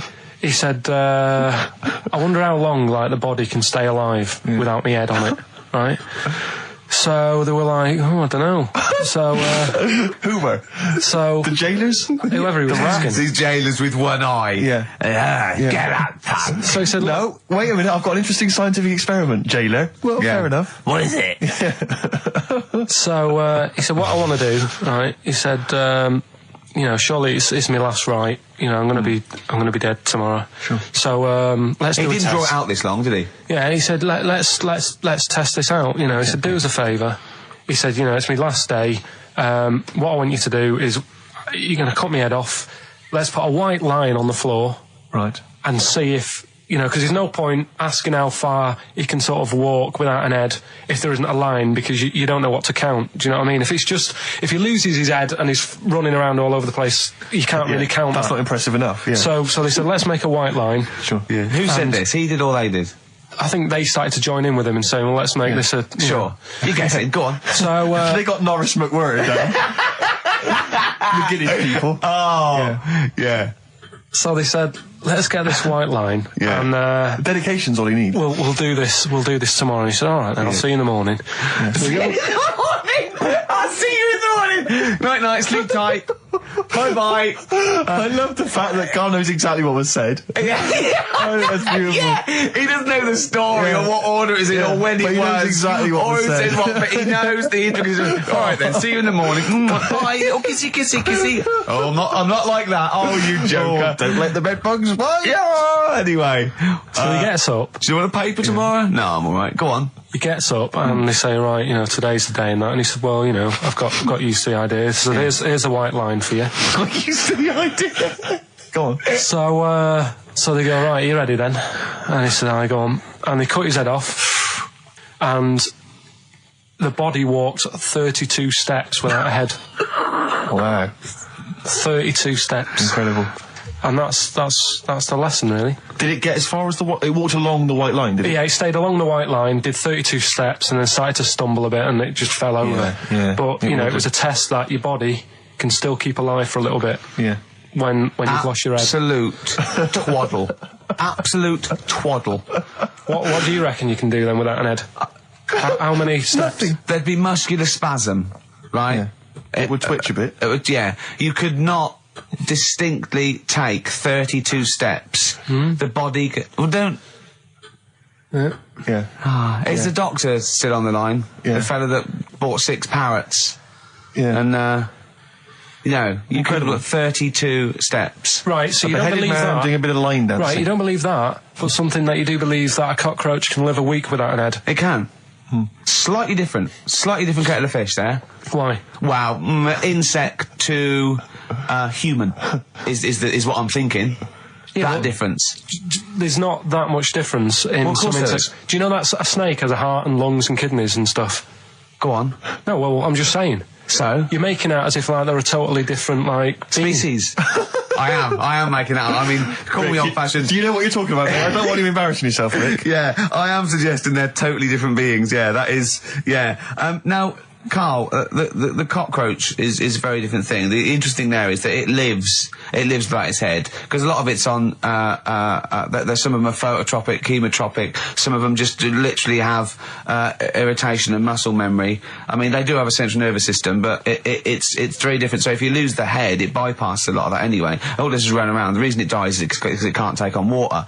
But it's very different to a man, right, having consciousness and then losing that, and the body still going, no, I think I remember what I was going to do here. Yeah, so I'm going to carefully walk 32 steps along this white line. Imagine just looking down going, oh, missed a bit. Yeah. Maybe the head was in the corner going, left, left, left, oh, he's now, Well, let's just put it out. I mean, if anyone listening has maybe had a relative beheaded, maybe in a horrendous car accident, but they got up, maybe they went for a walk, they had a little chat before they passed on. Karl. Get in touch. Karl, you are my favourite being. You are my favourite species. Now, you, Karl, may not be particularly different genetically from a cockroach. You are. Why can cockroaches do that? Why whoever made them went... Let's play a record. Do you know what? When I told him this fact, I send him little facts on text messages just to inflame his, interest. I just sent him a cockroach can live 9 days without its head. He texted back, "What's the point of that?" Yeah. What's the point of They're that? not doing experiments, these cockroaches. He's a boring last week to have. And he went, and on top of all that, you're thirsty. So it's the worst week of your life, isn't it? That week without your head. Play a record. Karl. Competition time next. Oh. Look at his little face. Look at his little face. You've not heard Karl's competition. He could do without an head. Made famous, of course, by Jimi Hendrix. Yeah. That's All Along the Watchtower, as originally done by Mr. Bob Dylan. On XFM 104.9. So, Karl, just take us through the moment where you gave this gift. Firstly, so you went into Boots, right? You thought, all right, 100 condoms, brilliant. Okay, did you wrap it up? I don't know if it was 100, probably 80. Right, okay, yeah. Right. You don't want to go mad, do you? Wrap them up. I'm just resting easy knowing that he's not trying to breed. Right? No. Yeah. So, I got her them. I got her Grease on DVD, because she's always watching that. Yeah. Right? Yeah. So just think of when her mum said, what did Karl get you? Some condoms and grease. I was just so I'm glad he said on DVD. And, she was surprised anyway, right? Because yeah, I bet she was. no, when she got she was thinking like jewellery. no, So right? that showed her. That surprised you, hasn't it? All right. So hang on, wait a minute. You thought it was a holiday, didn't you? Yeah, look at your face. You don't know me at all. So hang on. So did you give these on Christmas Day? Right, what happened is she got in from work that Saturday, right? And I said, look under the tree. Knackered. At least it's Christmas. Yeah. At least I'm going to get a little bit. I said, look, you got some stuff under the tree, right? So did you give her a sugar lump? Right, she was really chuffed with that. But she said she was a bit puzzled because I didn't know we had any wrapping paper, right? So I ended up using wallpaper. You didn't take it off the wall though. You had No, it was some left over, right? So she said, "Why have you used wallpaper?" I said, "Well, I didn't have any paper, and you were getting in a bit, and I wanted you to have a surprise." So she said, "Can I have a feel of them?" I said, the present. She thought, right, I've got the right thing. Yeah. Right. And then Christmas Day, I said, no, don't get carried away. It's nothing really good. You know, we said we weren't going to buy each other much. So there you go, open them. Yeah, go on. And can I just ask, had you received your present from her yet? Yeah. So what had you received? What did he have? Had some shoes. Nice. Right. Getaway game for PlayStation. Nice. I'm just totting up the value of those. Go on, yeah. And just also think about how much fun and pleasure you get from them. Yeah. Although, of course, condoms, I can see the the appeal. Well, okay. So I think also add to that bit 150 quid for a meal. If you're going to start totting up, 150 quid for a meal. I bought her some shoes, 72 quid. Yeah, that was after the event, though. Doesn't matter. All right, so you received these, dare I say it, thoughtful and nice gifts. You handed over the box of condoms. They were wrapped up. She unwrapped them. Yeah. Go on, take us through it. Walk us through it. Well, it's not something you play with on Christmas morning. Oh God! But when she opened them, what did she say? Well, I wrapped them twice as well, so she thought it was something really good. Extra protection, right? And so she thought it was something really good. And then the disappointment would be doubled. Yeah, go on, yeah. And then she just opened it and went, "Oh yeah, so what's on the telly?" And that was that. Ungrateful. What an ungrateful woman that is. Well, fancy not wanting. I told her a box of economy condoms from Boots. I said to her about the thing about, you know, it's all about the surprise and that, innit? Yeah. You explained that to her? Yeah. What, after she'd unwrapped it? Yeah. Thoughtful. And she was all right about it. Yeah. She understood. Rick, you know I suggested to him that he buy his girlfriend a gift. I'm worried I've done more damage to the relationship by suggesting that than if he had just forgotten. Next time you've got to go shopping for her yourself, Steve. I think I might do. You've better go shopping for her yourself. I'm glad it's all over, though. It's mental. Yeah. It annoys me. The whole thing annoys me. And she knows that as well. Yeah. She should know. What, she still insists on having Christmas once a year? Well. Wow. I'm you know. No, but well, anyway, what did you get? I can't think what you bring to the relationship, Karl. I don't know what it is she's getting from you in this relationship. It's like she's doing all the work. 80 times. Oh God, Karl! I love it. You're brilliant. I know what she's getting. He's the. What though? He's not thoughtful. No, but he's thoughtful. He's the best he can do with the brain he's got. Do you know what I mean? Right. He's doing his best. He's absolutely doing his best. There's no. He's working at the limits of his powers. Do you know what I mean? Though he's done as well as he can with what he was given. Sure. Yeah, and that's admirable. Yeah, it's like I think he's done better than you'd expect. I bet his teachers didn't even think he'd get this far. Do you know what I mean? What, find a girl? No, well, yeah, a job, a girl. Yeah. Do you know what I mean? Clothe himself. He's done really well. What do you think, Karl? You think you've done well? I think I've done all right compared to some of my mates. What are they doing now? Probably not that much. Do you know what I mean? Mrs. Matthews said I wouldn't be an high flyer. I think I'm doing all right. Yeah. Do you know what I mean? I have a holiday every year. Got somewhere to live and that. Yeah. Got a new flat, haven't you? Yeah, so where are they then, the condoms?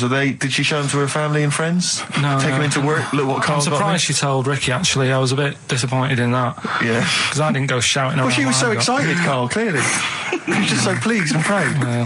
All right, play a record, we'll come back to it. No, that's it now. All right, XFM 104.9, Ricky Gervais, Steve Merchant, Karl Pilkington, not here.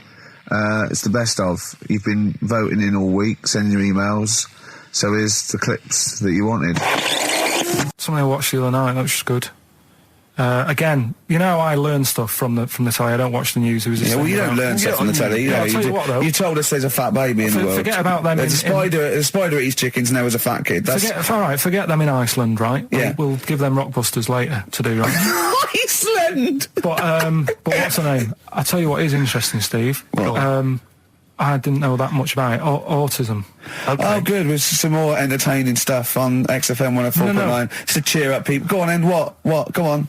No, right. Have you heard about it, Steve? What autism. It scares me to death when he comes up, when he touches on a serious subject. We've been talking about wheeling a dead pope round, the Chinese don't age well, and ginger people are hated. And now we're going to touch on a really... I mean, my heart's in my throat. Go on, Karl, then. Tell me your insights to autism. Right, well, there was this... again, Channel 4 coming up with some good stuff at the moment, right? It might have been Channel 5. But what's the name? It's the attention span that I like. Oh. These people who they've got like this autism thing going on. Yeah. And they sort of take in a lot of information. They get sort of they get so into it that they know everything about that subject and what have you, right? And there was this lad who he knew everything, right, about EastEnders. Right. He sort of the cameraman was saying to him. So, you know, why EastEnders and that? And he said, I don't know, I just like it. And he said, I remember when I first watched it, it was a Thursday, it was 5 to 8, Pauline Fowler walked in, she had a pink jumper on, she said, all right, love. And he remembers everything from that moment on. Yeah. Right, and everything, which is great, but then the way the programme was making out, it was almost like they were saying it's a disability. Right. When in a way, it's more like a superpower. Sure, like Rain Man. But if you can take it's Rain Man. No, he has special autistic powers. Oh God! We must send for Rain Man. I don't know what to do. So he would be a great contestant on Mastermind, sort of autistic mastermind. He'd be what I'm saying is, don't be watching EastEnders though. Sort of, why didn't they give him an encyclopedia and say, get into that? Sure. That'll be useful. Yeah. Keep him away from EastEnders. Wasting his time there. But I don't think it is a disability. No. Yeah, there are other things, and they're not. It's also autism is a matter of degrees. From what I know, and I'm sorry to have to do this, but I feel that I have to at least be the voice of reason, as ill-educated as I am on the subject. But I think there's degrees of autism. I think some are higher performance than others. There's other issues with it. It's not they're just got good memories. They don't go around doing tricks for people because they can remember stuff. There are other issues with it. Do you know what I mean? Right, well, I mean, they seemed a bit... But you watched the programme, what did you learn? That he knows when Pauline Fowler came in? Yeah, I mean, there was other bits where they couldn't control her emotions and stuff. Oh, that other little bit, yeah. But the main bit of it was he can soak up information and stuff, and I'm just saying it didn't seem really bad. Do you know what I mean? There's disabilities where people say that's a bad disability. It's like how people say about... This is brilliant. This is just like this is amazing to be in a room with this man. It's incredible. You just wind him up and listen to what comes out. And I'm going to sit back now. I'm not going to defend you or explain anything. Just go on and tell me about the other disabilities that are worse. What I mean is how people can sometimes easily get mixed up. How people are scared of like a cyclop. When at the end of the day, he's got a disability. A bloke. Who's scared of a cyclop? No, it's apart from Jason and his Argonauts. Where's this cyclop that you're scared of? No, I'm just saying in history and in books and that. No, not in history. History happened. Yeah. What are you thinking of? You're mixing history with Greek mythology and Roman mythology and every other type of mythology. What do you mean there wasn't really a giant cyclop that went round picking up ships and throwing them around? That's not history, Karl. Do you think Batman's history? No, but it was ages ago, wasn't it, when we were sort of forming... No, I'm not saying it didn't happen ages ago. I'm saying it didn't happen. Well, it might have done. I mean, what's so ridiculous about a fellow with one eye? In the middle of his head, and he's big and scary and lives in a cave. Why is he scary? Because if he had 8 eyes, I'd be scared of him. At the end of the day, he's got a disability... we'll talk about it in a bit. That's the sort of thing I think we need now, right? We've covered a lot of stuff. What, education? Teaching, yeah. Well, okay, what do you want to know? Don't know. Have you got something? Can you educate us on anything? I've been reading bits So could we bring back just for one night only, educating Ricky? Oh, I'm excited. Yeah? Do you think it warrants that? I don't know enough about it. Do you know what I mean? About what? It sounds perfect. Play the jingle. Educating Ricky, he's getting smarter. A couple of things happened in the week that I read about. Okay. Keeping up on what's going on in that. Sure. Yeah. One was about that Galileo fella. Okay. Was it about 1636? Was it? I think it might have been earlier. Bad. Go on. Did some stuff with light and that? He did lots of physical experiments, yeah. Is that it then, Karl, is it? He did some stuff with light and that. What did he do with light? What was that? Well, I think he invented the first... Telescope? Telescope. So I think it's a particular lens, though, and he did experiments where he dropped famously two different weighted balls from Pisa, and they hit the ground at the same time, showing that it doesn't matter, the weight doesn't matter, but air resistance does, and stuff like that. I think he probably explained it a bit better than that. Yeah, but I'm talking to Karl. Sure. Did they need to know He's stuff? just thinking about pizza. Yeah. Did they need to know stuff like that back then? What do you mean, did they need to know stuff like that? It's just...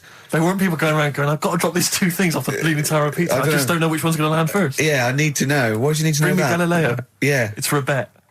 Yeah. No, but if I was knocking about then, I'd be like, stop messing with that. We need a telly. Or, do you know what I mean?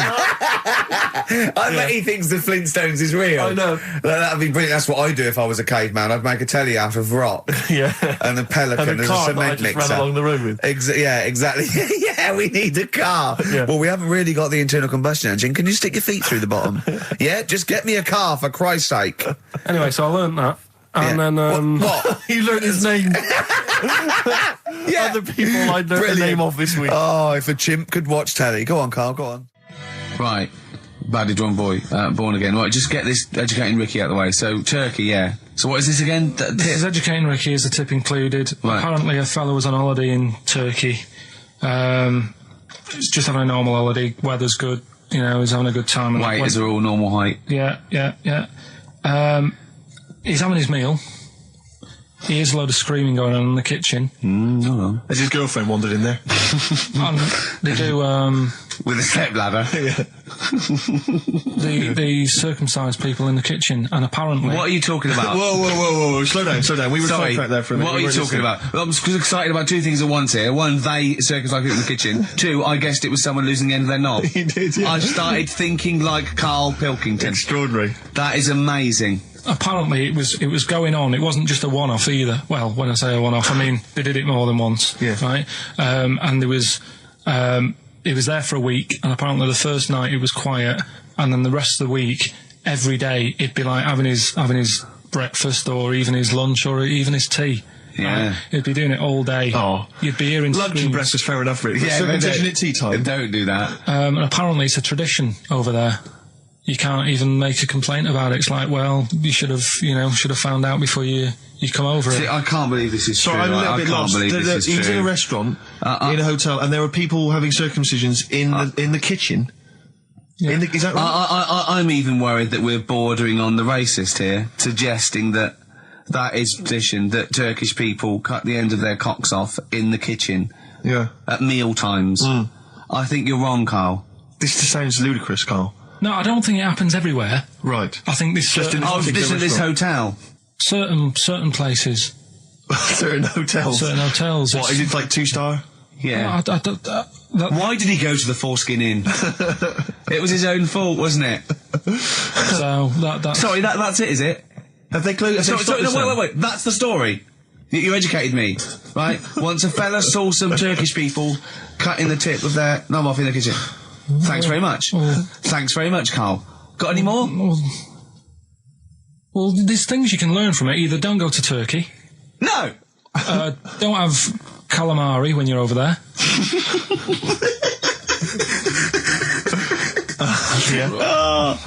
Karl, you've done it again. Well... Is it right to say that Rockbusters is no longer? We've still got Rockbusters. It's hanging on by the skin of its teeth. I thought we got rid of that. I thought we'd all agreed that we got rid of that rubbish. No, I think we should do it. I think people like Nobody wants it. It's because he got his name in Heat now. It's Ricky Gervais, honestly, Steve Merchant and Karl Pilkington and Heat said they like Rockbusters. That's why. Karl, I thought we had a meeting and we agreed it was not going to happen anymore. He's worried about the fans. There's a guy here emailed in. He just emailed in 3 band names. He said, I may as well email in now on the off chance these are right, because it's such an arbitrary quiz. Yeah. It's essentially a waste of time. The clues are so complicated. D. Frida Payne. That was a classic. That was a classic Rockbuster, wasn't it? When they start getting a bit ridiculous and that, and people aren't getting them, then we'll... You can't drink that pop now. Shaka Khan.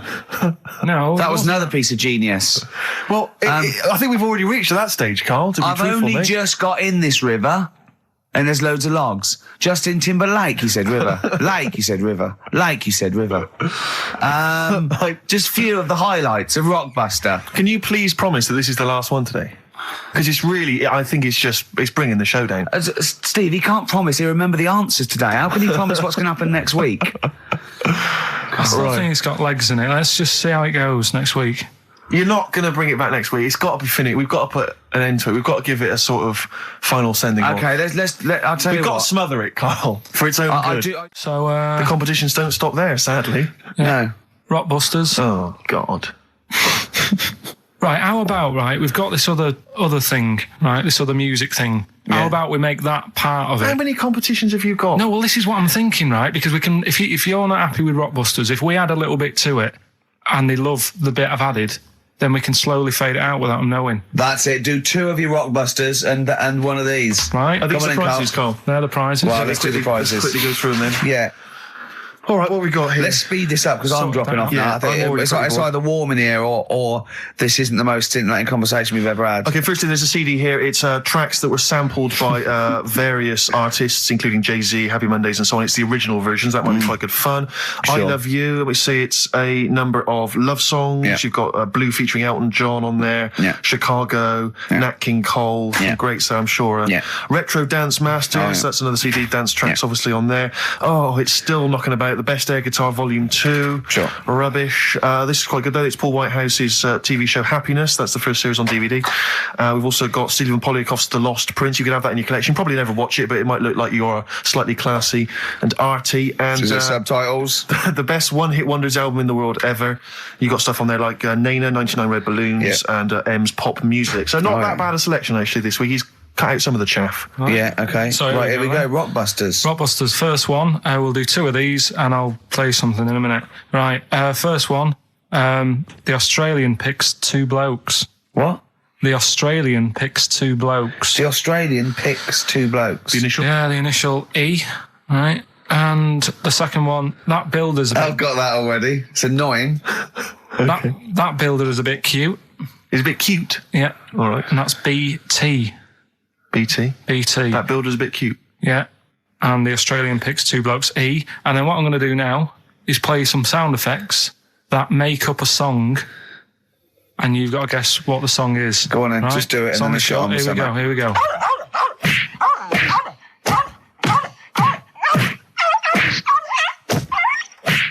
There you go. So what song's that? It's sort of an XFM type song. Okay, well that's great. Email so I should just clarify that the first 2 are band names or artist names, but that's the title of the track that we want there. Yeah, that's right. It's so confusing. No one's ever going to figure this out. They will, though. They will. They'll do it. Ricky.gervais@xfm.co.uk. Hey, listen, we've got the best fans in the world, Steve. Remember that. Remember that. Without them, we ain't nothing. Yeah. So, good luck to you. Do you want to pick a track, Steve? I'd love to. I want to wear some Monkey Magic. I want to wear some Chimpanzee that. I want to wear some Aping Around. We've got that still to come. Look forward Oh, to I that, can't believe it. We got Rockbusters. That film sounds good. And we've got, look at him up in Hollywood. And we've got like Monkey Me, Monkey You. We got Gibbon on the horn. Jesse Maiden, this is a great track. Moving on. Answers? Nearly done. Let's play Rockbusters. All right. First one was the Australian picks 2 blokes. The initial was E. The answer there, Eminem. Eminem. All right. The second one, that builder is a bit cute. The initials there were BT. That was Bonnie Tyler. And then we introduced a new bit to the show. That song sounds all right. These were the effects you heard.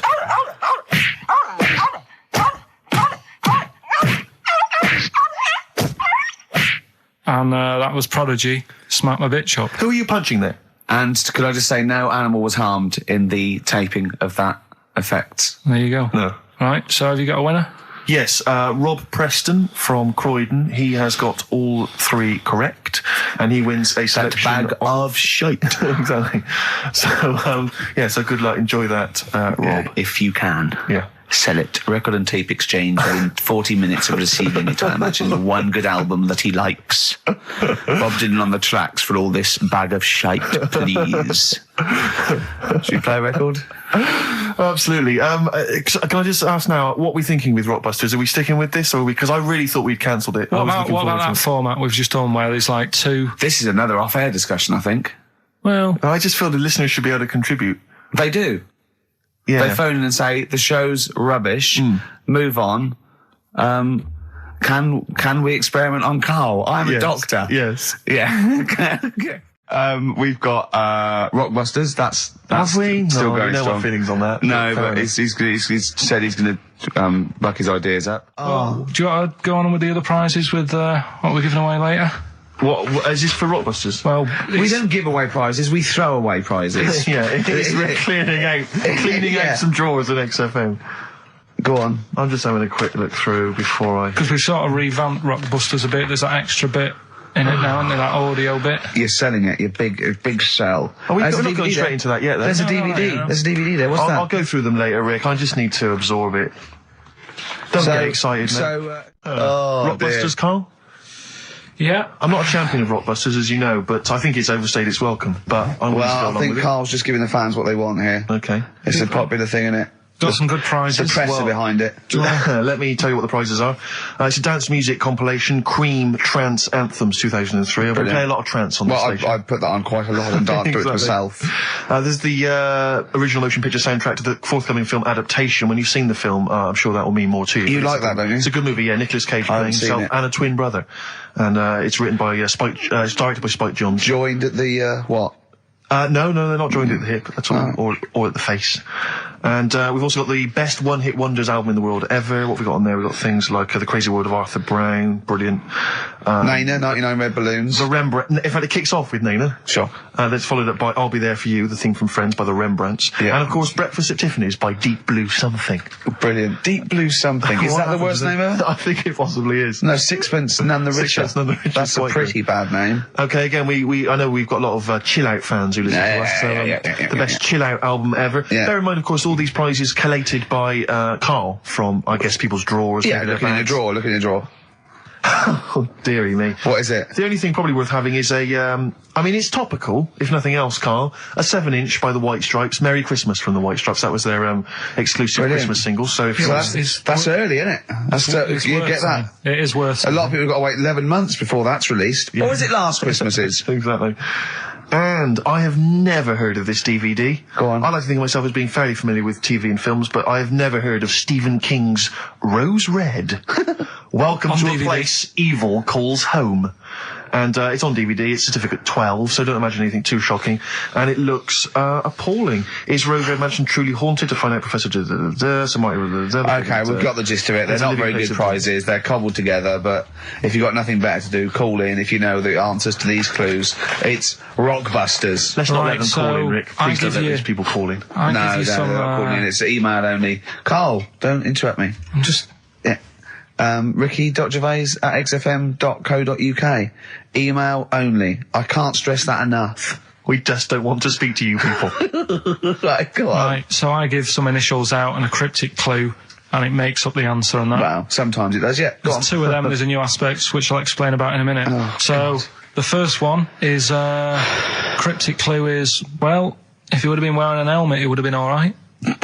And the initial there is B, right? So, well, if he would have been wearing an helmet, he would have been alright. B, right? Band or an artist. Second one, why are them Jamaican fellas swinging fish around their head? Okay. Alright, initials... just fills me with... DS. DS. Why are them Jamaican men swinging fish around their head? Alright? And the final bit to Rockbusters. It's a new bit. Last week I played you this.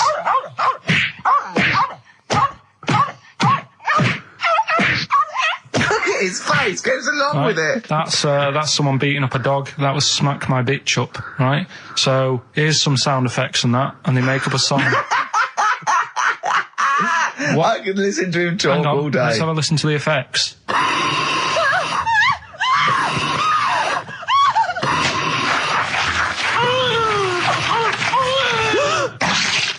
That's terrifying. Right, I told you not to play that one. It's rubbish. No one will get that. Well, we'll see. I heard that. I can't always say one thing. I said it's rubbish. No one will get it. No, it's not the one you think it is.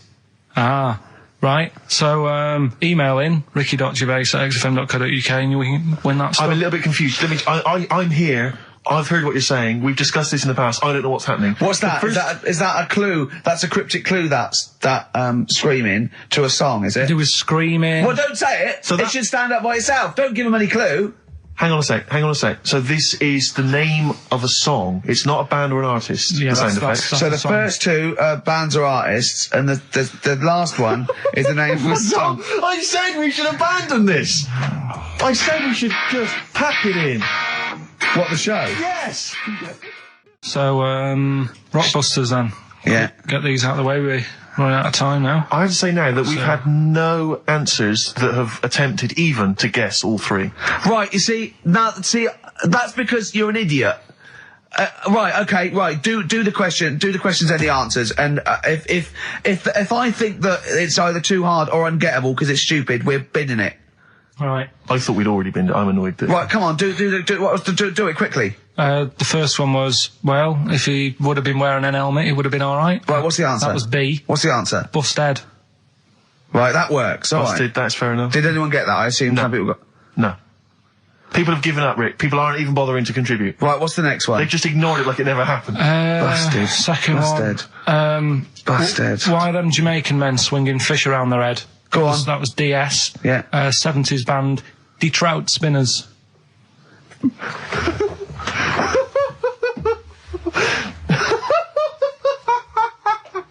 The Detroit Spinners have become the D-Trout Spinners.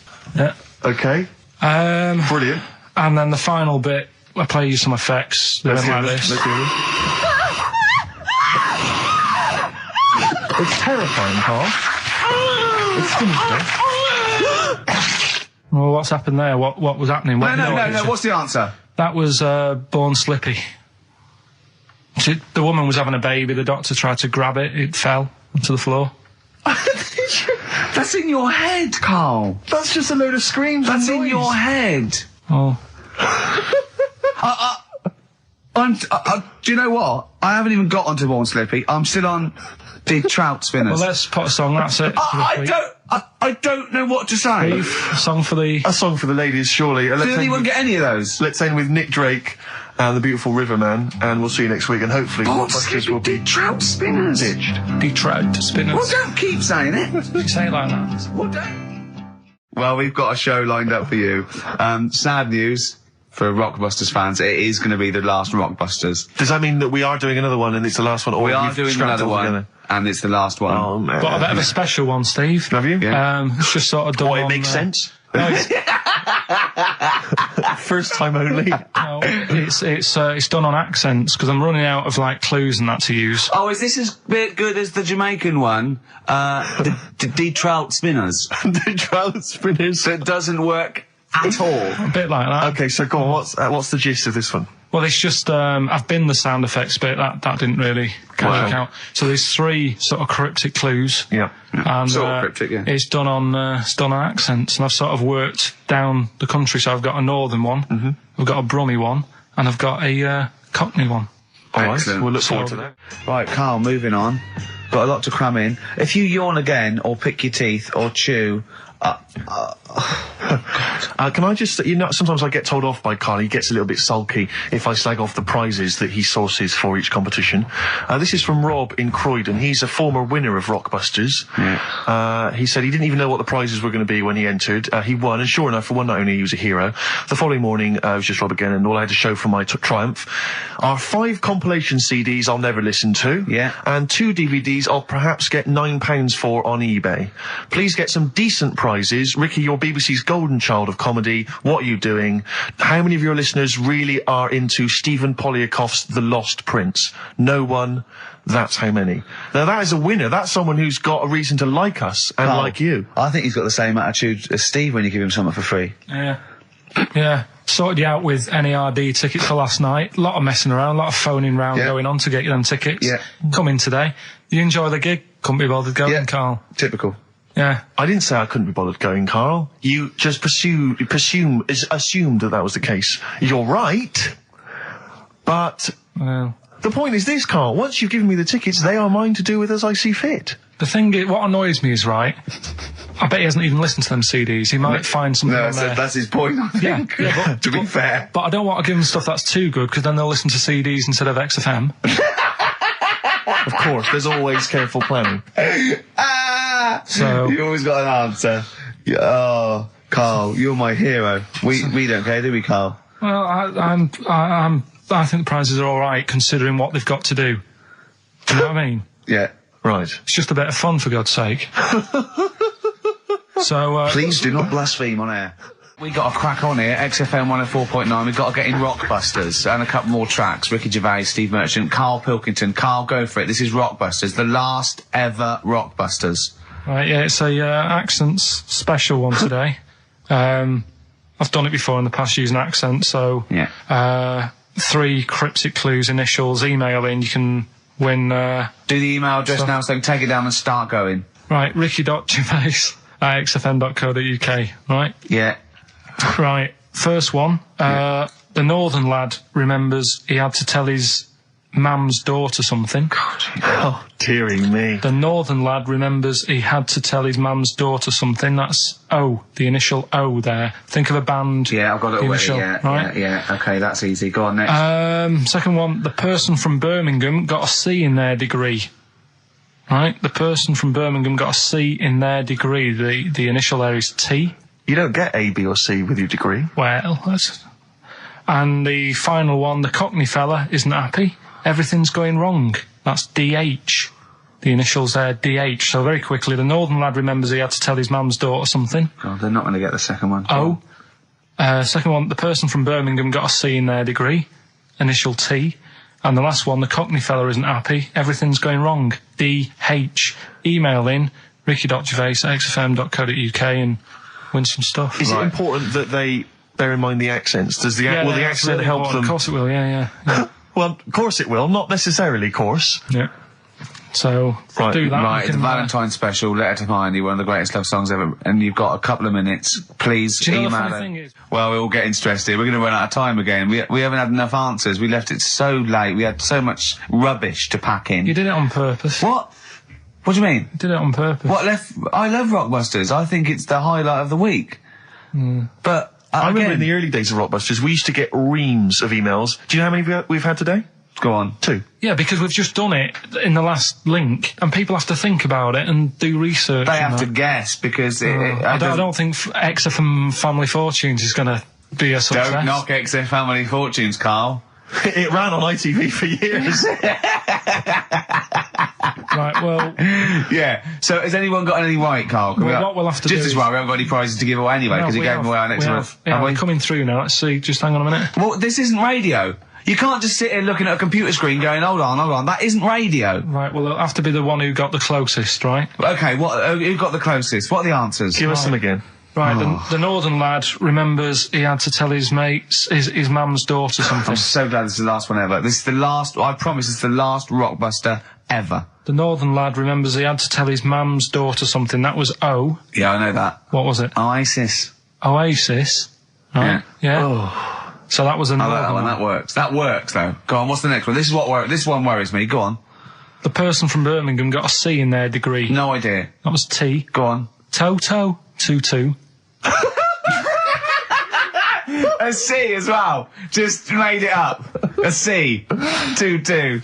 I love it. I love it. Toto. Well, Toto. Right, no, did anyone get Toto. that? Yeah. You are joking. I just saw it on an email. Right, come on. Like what was the last one? That's extraordinary. Last one. The Cockney fella isn't happy. Everything is going wrong. Going back in time a bit. The initials DH. Going back in time a bit? Yeah, that for the song. It's not a sort of... Oh, right. I remember. I thought I didn't hear that first time round. Cockney fella isn't happy. Everything's going wrong. The initials were DH. Yeah. That was Dan Hill. Dan Hill. Right? Dan Hill. Nobody got that one. That's a tricky one, but Steve, do you want to pick someone who got a couple? No. I mean, I imagine Dan Hill was on everyone's lips. I mean, I'm sorry, I think I know about music, but I don't know who Dan Hill is. Sometimes When We Touch. Yeah, honestly, it's too much. It's an awful ballad from about 1973. Yeah. Right? No one would get Dan Hill. Did anyone get Dan Hill? Well, I don't know. Steve, I'm not going to check. I can't be bothered. I just want to celebrate that it's over. I'm just pleased that we're finished with Rockbusters. What? Right. Did anyone get it? Hang on a minute. I've got to check. That one back. I want to hear that answer again. What? Carl, leave the mouse alone and let me find that one. Right. That is someone's contempt for you. Yeah. They've put Oasis, fair enough. Second one, Travis, they've just gone. Third one, Oliver Hardy. They don't care. That's how much contempt people have for you. What's the answer? NERD? Yeah. Provider. Oh, I hope the Sonys weren't listening to that. I'm not going to come in for a couple of weeks. I'm not going to be here next week. Okay, no, leave it a couple of weeks. Yeah, right, I think we should just take a break. Everyone should just take a break. Do a special or a best of, Carl, because this is. Well, I've got to go away and rethink this whole thing because I think it's actually probably damaging our reputation. Definitely. What are you going to do next week? Are you going to come in, Carl? I'll have to be here to play it out, won't I? Fine. Yeah, right. Because we didn't give the winners of the competition. See you later. Yeah, I'm not going to be here. Trying to stop suddenly in Italy. TB. Turing brakes. It's like a rockbuster, Carl. They were the good old days. I know, yeah. Painkiller on XFM 104.9. But look, Rockbusters is gone. Forget Rockbusters. Long live Songs of Phrase. Over to you, Carl. All right, well... You know Rockbusters was one of the things they were protesting about last time. that was why I just had to listen to them. They just kept stopping me in the street as I was trying to get to the tube. You've got to stop Rockbusters, it's run out of steam, they said, and I'm glad. Yeah. That's why they always do it on a Saturday. Yeah. They make their way to Leicester Square for 3 o'clock. Yeah. Because I remember saying to you about Einstein, who do you think's clever? You weren't impressed with it. I said Einstein, and you went, this is a quote, you went Einstein. Well, yeah. Now, I've never needed... You got it wrong. You went, I've never needed MC squared in my life, but the fella who made the video recorder, I watch one a week. Yeah. Right. That's right. Brilliant. And it's the fact that everybody's got one good idea in them. Yeah. Right? Like Newton said about the apple. Yeah. I did Rockbusters. Yeah. Right? And there was this thing that was on the website. Right, anyway, what I'm thinking is Rockbusters coming back for a bit. What? What are you talking about? He likes my idea, he likes my characters, he doesn't like that idea. If I what, Carl? No, what? I was going to say, if I came up with... with what? With that Chinese fella. What was his name for again? a sketch. You wouldn't have liked it. So let's do Rockbusters and see how it goes. I know you weren't a fan of it, but... Hang on, yeah, but to be honest, Carl, he dissed Cheap as Chimps, and we know that's a brilliant idea. Hang on, sorry, we all agreed that Rockbusters was a piece of old toss. No, I didn't. I said it needed resting. And that's why we stopped doing it. I said it needed resting for a bit. I don't remember that conversation. What do you mean it needed resting? We abandoned it because it was appalling. It started off as a nice idea, but you just gone crazy. Let's play a record and come back to this, shall we? What do you want to play? Bit of sugar. Oh, yeah. Brilliant. That cheer us all up. I don't know why you were thinking of bringing this back. I'm genuinely worried about this. Well, is that the doorbell? Do you want to do Rockbusters, Steve? Now, can we? Okay, listen. With the whole Rockbusters thing, I don't want to be responsible for bringing it back. So I think we should put it to the vote. You should email in. We'll give people 5 minutes to email in. I'll take a straw poll. Do you want to see the return of Rockbusters or not? We're leaving it to you, the audience, to decide. Okay, Steve. I guarantee it's going to be a landslide. They are all going to want it. But why have we ever trusted our listener? We know what they're like. You've just described some of them with a bloke in Waitrose and Columbo's wife shitting herself. So that's the sort of people that, you know what I mean? Yeah. It was weird because the Waitrose guy did ask for my autograph before he was hauled away. So maybe he is a listener. But all I'm saying is maybe the posters have drawn in some fresh blood. There's some people who've maybe not heard Rockbusters before. They're the ones who probably vote for it. Anyone else who's heard it before, surely they're not going to see the return of that. No one wants to see the return of that. What's the number? No, let's email only. We don't want to speak to these freaks. Ricky.Gervais@XFM. I know the fact we don't want to speak to these freaks. We work with one of them. Yeah. God. Yeah. If you want to see the return of Rockbusters, vote yes. If not, no. Tone it down a bit. Let's not do 3. No, he's got to be 3, otherwise it's too easy. Oh. Ricky.gervais@xfm.co.uk. Right, just choose the best one. Right. The Seeker from The Who. Brilliant. Classic rock. On XFM 104.9, I'm Ricky Gervais, with me Steve Merchant, Karl Pilkington. All right, well, unsurprisingly, the overwhelming consensus is that people would like to hear the return of Rockbusters. I should, however, point out just some of the no responses. Let me see what we've got here. Is Dickie Anderson calling it? Sadly, nothing from Dickers. I think I might make him one of my hilarious sort of comedy characters. What do you think he would sound like? What would he sound like? I sort of probably like that, I think. Ding dong. Hello. Hey, it's Dickie Anderson. I can't believe it. Your show's rubbish. Something like that? I mean, I think you should work on them perhaps before You're saying there's not a lot of substance to these guys? I'm just saying that, once the novelty of the doorbell has worn off... I don't think you understand comedy on radio, Steve. I'm not sure I do, to be honest. Listen to Noel Evans, listen to Moyles. You'll see you don't need to riff with it. It's just, you just do the doorbell and just say they're here. Right. That's all you need to do. Sure. So, that's the main thing. Well, so we've had a couple I'm of thinking of some responses. more characters as well. We'll keep working on those. Yeah. Marcus has emailed. He says no to Rockbusters. He hasn't heard it, but it sounds rubbish. Believe me, you couldn't be more right. Well, does The Office sound good as a title?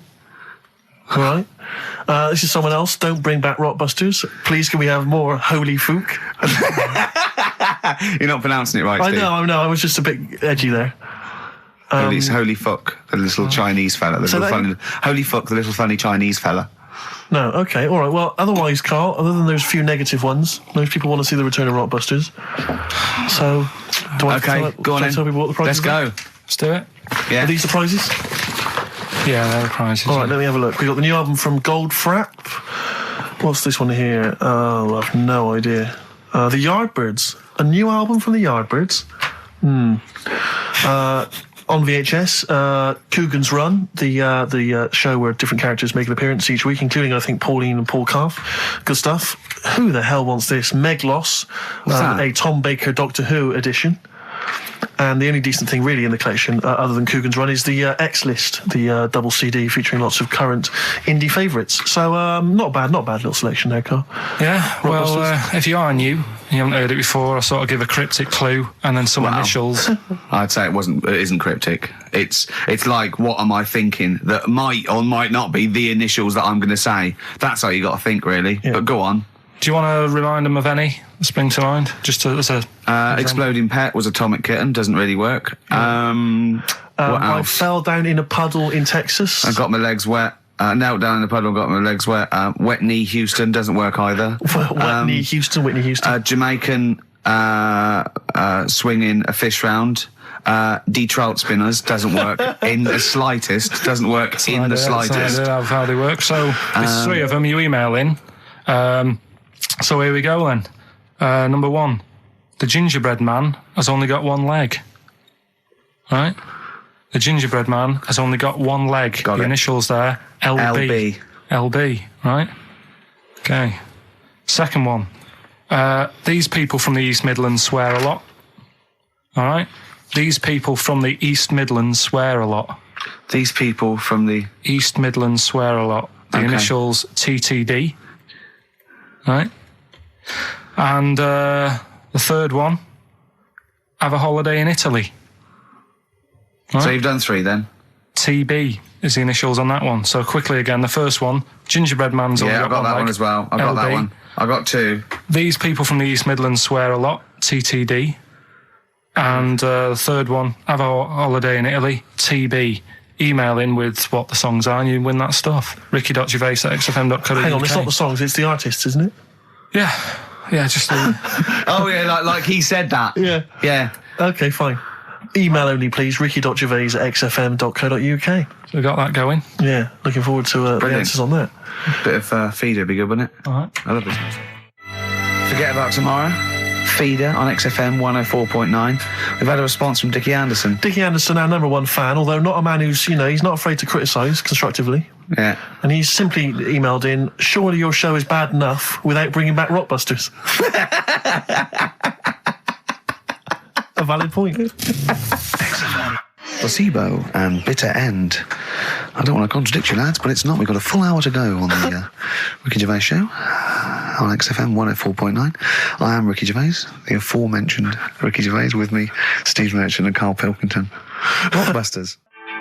A Forest, The Cure, XFM 104.9. Good track, isn't it?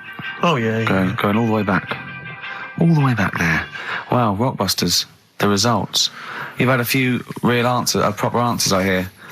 So either I'm wrong or people do think like you. I've got two of them. What are the clues again? All right. First one was the gingerbread man has only got one leg. I got that. That was LB. Limp Bizkit. Right. Yeah, the that third works. The third one that I think you worked out. Yeah. Have a holiday in Italy. Chewing Breaks. TB, Chewing Breaks. Yeah, this is the one I can't get. If there's a reason why I can't get this, we're not doing Rockbusters. Can I give the answer to this one? Yeah. What's the clue? The clue, these people from the East Midlands swear a lot. Yeah. TTB. TTB. The answer? TDD. Yeah, go on. Give the clue again. These people from the East Midlands swear a lot. Tourette's Trent D'Arby. Right, you're never doing Rockbusters again. Tourette's Trent D'Arby. Right, you're not doing it. You're never doing. You've blown it. You see, you sneak that one in. Yeah,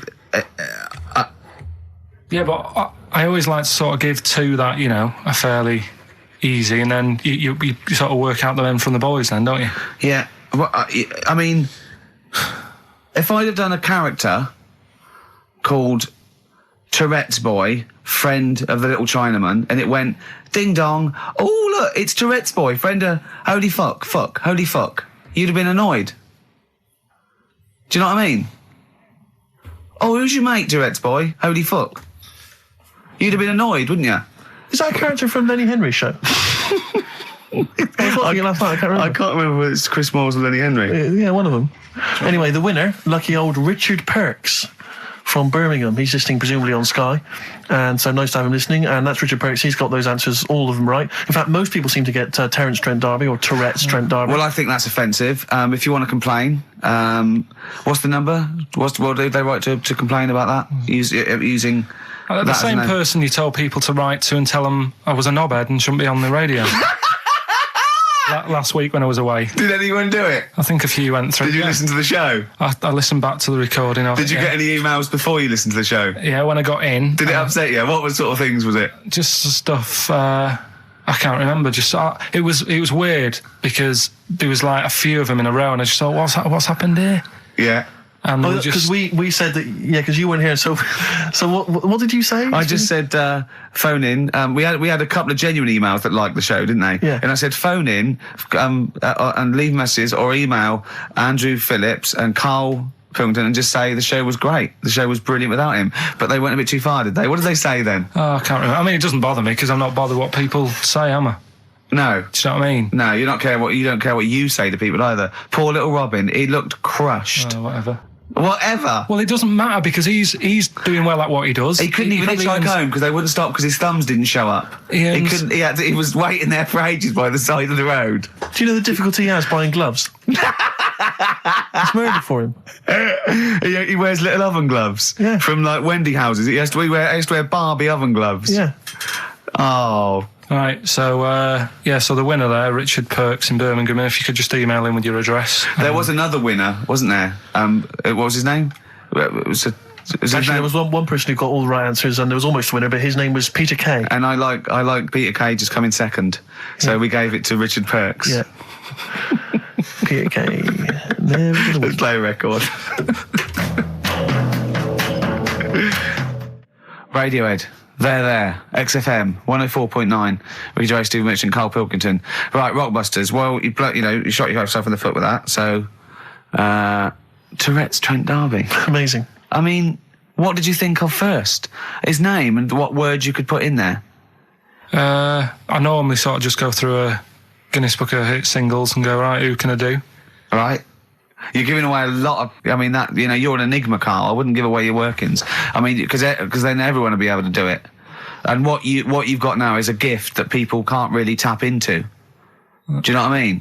See, that's what Lenny Henry and Chris Moores' mistake. See, I've sort of worked out how they do their comedy, and I'm doing it now. Sure. Do you see what I mean? Now that, you know, I'm doing... I think the only way that people would start to be able to replicate a lot of what Karl does is if maybe they had a severe blow to the head or they were diving and they came up to the surface too quickly. Ding dong. Oh, I'd like a severe blow. Oh, get lost, David. Oh, let's have some adverts, quick. Right, well, someone who I don't let down, right, are the listeners of this show. Do you want to read out the prizes for Rockbusters? We'll get that one in. Oh, we're not doing Rockbusters again, are we? Yeah. Well, it was a shambles last week. We cancelled it 2 weeks ago. What... there you are right there, Rick. I mean, both you and I, and let's be honest, we're the guys with our names on the poster. I know, It's supposed to be your show. And our faces. Exactly, and yet... we have to be on tube stations with people laughing at us. Yeah, well, they're not laughing at me, right? Wow, I don't know. What do you think people think of the poster, Karl? Seriously? No, I don't want to know his opinion. It's just going to be insulting. My point is this, he was Rick. looking at you. My point is this, Rick. We used to be able to decide what the content of this show was. I know. Now it's him. It's just him. He wants to do Rockbusters. He gets to do it. I know. And it's awful, Robert. Like Tourette's Trent D'Arby. Not only is that offensive, it doesn't work as a clue. Saying that, have you come up with anything for this week? What's the prizes? Oh, we got the prizes. We've got a brand new XFM, stylish XFM DJ bag. That is actually quite nice, actually. Yeah, we've got in there a 12-inch from the XFM remix album. This has got The Cure on there and the Prodigy remixes from them, which is quite handy. We've got a little mouse mat there with the XFM logo on. And here's what everyone's waiting for, the CDs and DVDs. Yeah. Once again, the X list. This is the compilation that XFM have put out. It's actually very good. Smash Hits, the reunion. Let me see what we got on there. Aha, obviously, Wham, Duran Duran, all your favourite 80s and 90s classics. Another copy of DVD, Steve Coogan's Run DVD. What else is this here? Low Fidelity All Stars, blah, blah, blah. There's Voodoo House and Ghost Funk on there, Rick. I'm sure that'd be right up your street. And also on DVD, Man Is that Child. with or without Wrecked Train? So yeah, not a bad little selection there, Karl. You've done well there. So go on and do the clues then. Let's do Rockbusters now. Well, I'll bung a song on. And wow, yeah. I love the fact that he was taking the piss out of your voice. I'll bung a song on. Hey, it's Tripe and Cowwheels tonight. Not as griddling as gravy. To be honest, Karl, let's be honest. If Ricky Gervais can get voiceover work, do you know what I mean? There's got to be a place for me. Where do you think the place for him is? Well, look, right, you were talking about your face on the poster. It's not all bad, because I read something last night that can help you out. Right? And it's amazing. So we're talking about that. Play a record, Karl. Warren Zevon ain't that pretty at all on XFM. 104.9. I'm Ricky Gervais with me, Steve Merchant and Karl Pilkington. Right, Karl, calm now. The Sonys, they're listening. We've got to win this award. We're just bickering. Right, what's this thing that can help Steve out? What are you talking about? No, we'll talk about that in a bit. What are we doing now? We'll do Rockbusters, get that up and running. Yes, sir. Get the email busy. Thank you, sir. Yeah, right. Okay. Go on then. Right, so... You know how it works. Cryptic clues, initials. Well, as I say every week, they're not strictly cryptic. It's more, what am I thinking that starts with these letters? Sometimes. Is craptic a word? Is that a word? Craptic? Because... Oh. Anyway. Oh, God. So last week, one of them was, these people from the East Midlands can't help swearing. Yeah, Tourette's Trent D'Arby. Tourette's Trent D'Arby. That's the sort of shite we're dealing with to try and get a Sony. Right, so here's the clues and that. First one. And that. What are we after here? The artist? Yeah. The band name or solo artist? It's, I'll tell you in a minute. Okay. Right. Go on. So the first one, the hitchhiker needs a lift, but in something bigger than a car. Go on, what's the initials? VH, right? The hitchhiker needs a lift, but in something bigger than a car. Yeah. Right? Second one, don't be selfish, hand some of it out to your mates. Right. The initial there is C. Right? Yeah. Don't be selfish, hand some of it out to your mates. And the Sure, third that's one, not what is Karl. He's selfish. No. Begins with C. Right? And the third one, the Scottish fellas can't get into their emails. Right, okay. The Scottish fellas can't get into their emails. Go on then. Right, the initials there, KL. Right, so quickly again, the hitchhiker needs a lift, but in something bigger than a car, VH. Yeah. Don't be selfish, hand some of that out to your mates, Right. C. This is your last chance, Karl. And the Scottish fellas can't get into their emails. If I hear KL. anything like Wet Knee Houston or D Trout Spinners or Tourette's Trent D'Arby coming out of this, we're never doing it again. Okay? Have you got monkey news for this week? don't know if I want to do it this week. So, just because breakfast do it and that, and just leave it maybe this week. See what happens. See if we need it. We'll see. Sometimes I don't know. Play a record a minute, Carl. I'll talk to you off air. Play a record. Or what? What's the email address again? Ricky.Gervais@xfm.co.uk. Okay. Right? That's where the email the answer's in. So we've got to remind you whose show it is. Play a record. All right, Rockbusters. That's what I'm thinking. Straight to it. Go on then. Who's the winner? Right, I've got to do the clues again. Right. The first one was the hitchhiker needs a lift, but in something bigger than a car. Yeah. Snappy. Go on. VH. Yeah. Right. That was Van Halen. Hailing a van. Because he wanted something bigger than a car. That's the first one. Yeah. All the tenses are mixed up. Everything. It's just go on. Second one, don't be selfish. Hand some of that out to your mates. That was C. That was share. All right. It's all right. Yep. And the third one, the Scottish fellas can't get into their emails. The initials there, KL. They Kenny Loggins. Right. That's the last time we do Blockbusters. That is the last time we do it. No. It is. That's the last time. Give the prize to someone. Kenny Loggins. I'm going to give that one to Kenny Loggins. Helen Perrott. She has emailed in, and actually, Helen, I need you to email in your address if you would, so we can send you those goodies, DVDs in the bag and stuff. But who would get Kenny Loggins then? If the clue was good, who would get Kenny Loggins? And what did he do? Footloose? Yeah. That famous film about where dancing was banned. Yeah. In that nebulous... Yeah. That's an extraordinary film. I saw it once in America. Like you say, Kevin Bacon in a town where dancing has been banned. I was watching it. It was like if aliens had been watching Earth, but only monitoring us through our TV and films, and then tried to make a film about humans. That's the film they'd end up with. What do they think of Queen the Musical? Because they're, of course, rock and roll's banned, isn't it? In the future. I'm not looking forward to the future, Rick, where feelings and emotions are going to be banned. I can't believe it. Where's our hoverboards? Yeah. So yeah, well done to Helen Perry. Is that the last time we do Rockbusters? No. Yeah. Do it again. Yeah. After the break, Monkey News. No, we'll play. We'll do a break. Don't know about Monkey News. Got some other stuff as well. We'll do Monkey News after the break. Band of Gold by the artist who featured in a recent Rockbuster clue, which was, I think, the Jamaican fella needs an aspirin for his head, and that goes, of course, to free the pain. Brilliant. Rockbuster's coming up, isn't it, Carl? We start up now. Get it going. No, let's. I thought we weren't doing this anymore. I know. I don't know what happened. I don't know. I mean, but I mean, we're shooting off in a couple of weeks, so yeah. What difference does it make? Well, we might as well. Now you've mentioned it, it's a good time. Go on then. Right. 3 cryptic clues like the one you just heard there. First one. Cryptic, I like that. Is cryptic a word? First one, my younger brother spotted you the other day. Right, that's the cryptic clue. My younger brother spotted you the other day. The initials JS. JS for the band. Second one, that champagne belongs to the boxer's kid.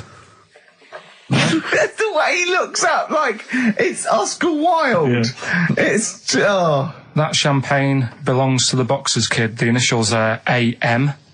And the third one, the vibrators, and the initial B. What? Right?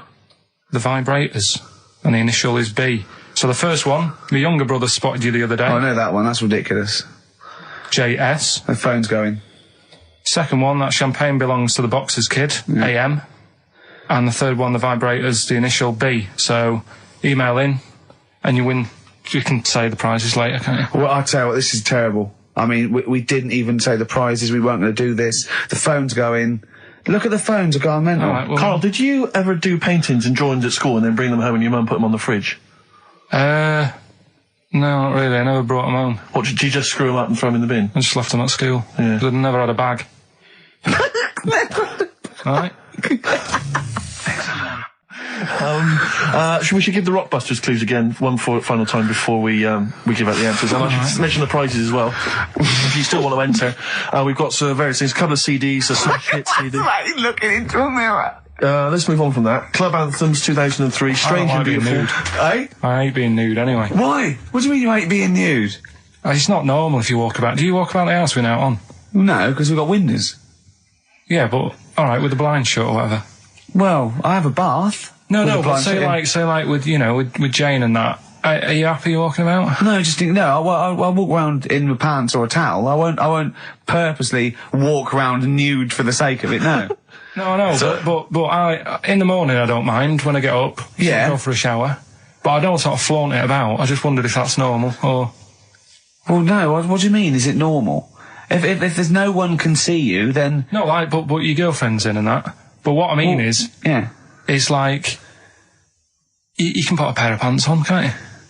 Do you know, all I'm saying is... Well, put Steve's on if you want. Yeah, for 30 quid. What do you want to do? Do you want to put a pair of pants on now? No, it's just like you're asking me to do it for a pen. What would you do, right? What would you do, right, if you did that thing with Steve and you left your pants in there, you went and you put his on, but it was sort of like, it was damp.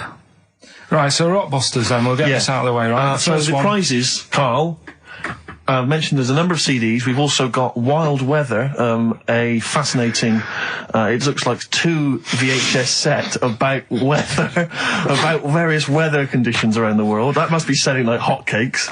Sean Lloyd could be in that now. Yeah, indeed. And, also signed by Norman. It's Fatboy Slim's Big Beach Boutique. That must have been troublesome for the station that has close ties with Norman to get hold of, but well done. And that's Fatboy Slim, Big Beach Boutique. So yeah, there's a number of not bad prizes to give away there. And the clues were, Karl? First one was my younger brother spotted you the other day. The initials JS. We had That Champagne Belongs to the Boxer's Kid. That was AM. And third one, The Vibrators. That's rubbish, that one. And the initial B. We'll give away the prizes and the answers next. What, we going to play a record, or what we got coming up? We got Monkey News. Yeah, we got that. We got We've got loads, too numerous to mention at the moment. We got any adverts? got some of them. Oh, brilliant. Cram them in later. Excellent. Look forward to that. Joe Jackson. Good track. Good tune. Well, it's on. Different for Girls. Joe Jackson on XFM 104.9. A retro cut. Bit of Monkey News would be good, Karl, if you got that. We're struggling here. We're struggling, Steve. Wait a minute. You say that, but wait a minute, the answers for Rockbusters are coming up right now. So, you thought people were turning off? Oh, my God. Oh, what have we done? We've done Take My Shoes Off for Money. Take My Shoes Off for Money. We've done that. We've done, oh, look at these funny postcard breasts. And we've done We Didn't Win a Sony. Coming up, regular features. Jeez, we got nothing, have we? Come on. Sometimes it's good. Come on, Karl, save us. You've got to save us. So Rockbusters answers then. Are we doing them now, Steve? Yeah. Right. First one, my younger brother spotted you the other day. Yeah. The initials there, JS. That was Junior Senior. Right? Yeah, good. I'll give you that. Second one, That Champagne Belongs to the Boxer's Kid. That was AM. That was Alison's Moye. Alison's Moye. Alison Moye. Sorry, just give us the clue again. That champagne belongs to the Boxer's Kid. So, Muhammad Ali's son. Yeah. Right, Alison's Moye. Yeah. Brilliant. And then third one, always an easy one in there for everyone so they can take part. The Vibrators, the initials B, that's Buzzcocks. You can't say Cox. That's why that's why you can't say Cox. Have we got a winner? We have indeed. I chose him because his name amused me, which is a bit harsh. It's not Mr. Tits. No. Gerald Preston. Sorry, Gerald. I don't know why that tickled me. It's so unfair. It only tickled me because it's not funny. There's so nothing funny with Gerald Preston. There is nothing funny. I think it was because it sounded like it was a man of a different generation. I think that was why Gerald Preston. It sounded like... That's terrible. I know. Right, Gerald, there's nothing funny about that name. There's nothing funny about the name, Gerald. Steve just made me laugh. He did. I don't know why that made us funny. It made us laugh, but it just tickled me. But Gerald, whatever you think of your name, don't worry, because these prizes including funny about Gerald Preston. I don't know, Gerald, if you're a fan of Wild Weather, but you've got a 2 VH set coming to your way, so you certainly will be interested in extreme weather conditions by the end of that, I would have thought. Plus some arbitrary CDs, so good luck, Jerry. Oh, dear. Excellent. Right, brilliant. Good. That's that sorted. Right, let's have another tune and then maybe some Monkey News. Yeah. Right, Rockbusters, what have you got for us, Karl? Right.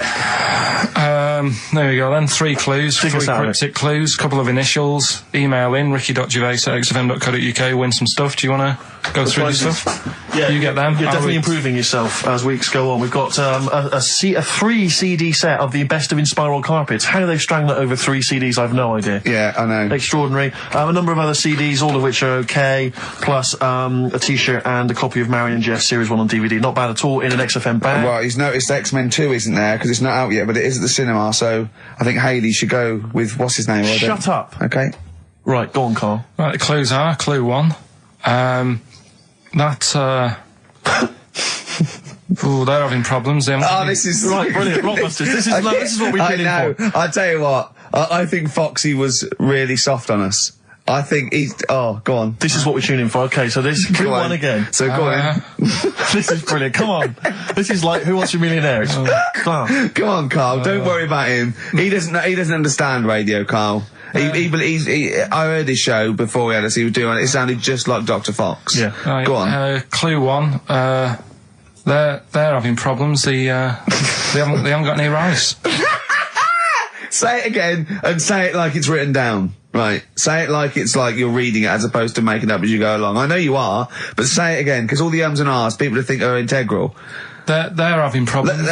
Do it again. They're having problems. They haven't got any rice left. Different. A cryptic clue every word. That's the matter. I love that. What's the initial? CC. CC, and the clue again. They're having a few problems in that because they haven't got any rice left. Different every time. Go on, that's number 1. Second one, the Geordie fella doesn't know what he's been charged for.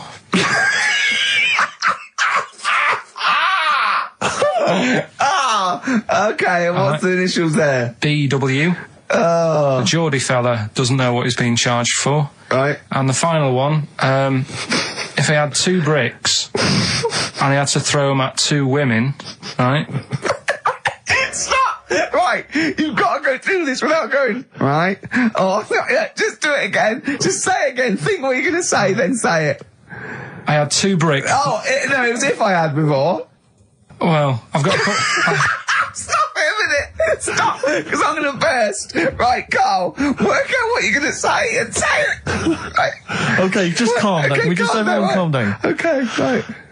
I had 2 bricks to throw at 2 women, and I didn't hit either of them. Right, okay. The initials MM. Right, so Okay. quickly again. They haven't got any I've rice. got that! I've got that, and it's brilliant! That is a brilliant one! Okay. Right, they've run out of rice. They've got problems on their hands. CC. Right, the second one, Geordie fella doesn't know what he's being charged for. Right, DW, and I had 2 bricks to throw at 2 women. Didn't hit any of them. Right, that's MM. Email in ricky.gervais@xfm.co.uk. Brilliant, play a record. Win some stuff. It's email only, ricky.gervais@xfm.co.uk. Life on Mars by David Bowie on XFM. Right, come on, we're running out of time. Blockbusters. The results in... Sorry. Oh, what a giveaway. Oh, no, embarrassing. I've given it away. Straight into monkey news. Go on So, Rockbusters, what were the clues? The clues were, the first one was, they're running out of rice, so they've got problems. That was CC. That was China crisis. Right? Okay, yeah, if they ran out of rice in China, it would be a crisis, fair enough. Second one, the Geordie fella doesn't know what he's being charged for. Right? That was Bill Wyman. Brilliant. Yeah. Brilliant. And the third one, I had 2 bricks to throw at 2 women, and I didn't hit either of them. That was Mister. I let him up. Those were alright, those. That's extraordinary. The winner, Gina. I think Gina Ferry. Well done, Gina. And the reason I gave it to Gina is because she's included, and this is a wonderful segue, some monkey fact information of her own. She says, apparently, that the group Chumbawamba got their name from one of those monkeys in a room with a typewriter experiments. Someone did it as a joke, and Chumbawamba was a word that was typed out, and that's where the group got their name. And apparently. their lyrics. Absolutely, yeah. Which is good. So let's have official monkey news. Play the jingle.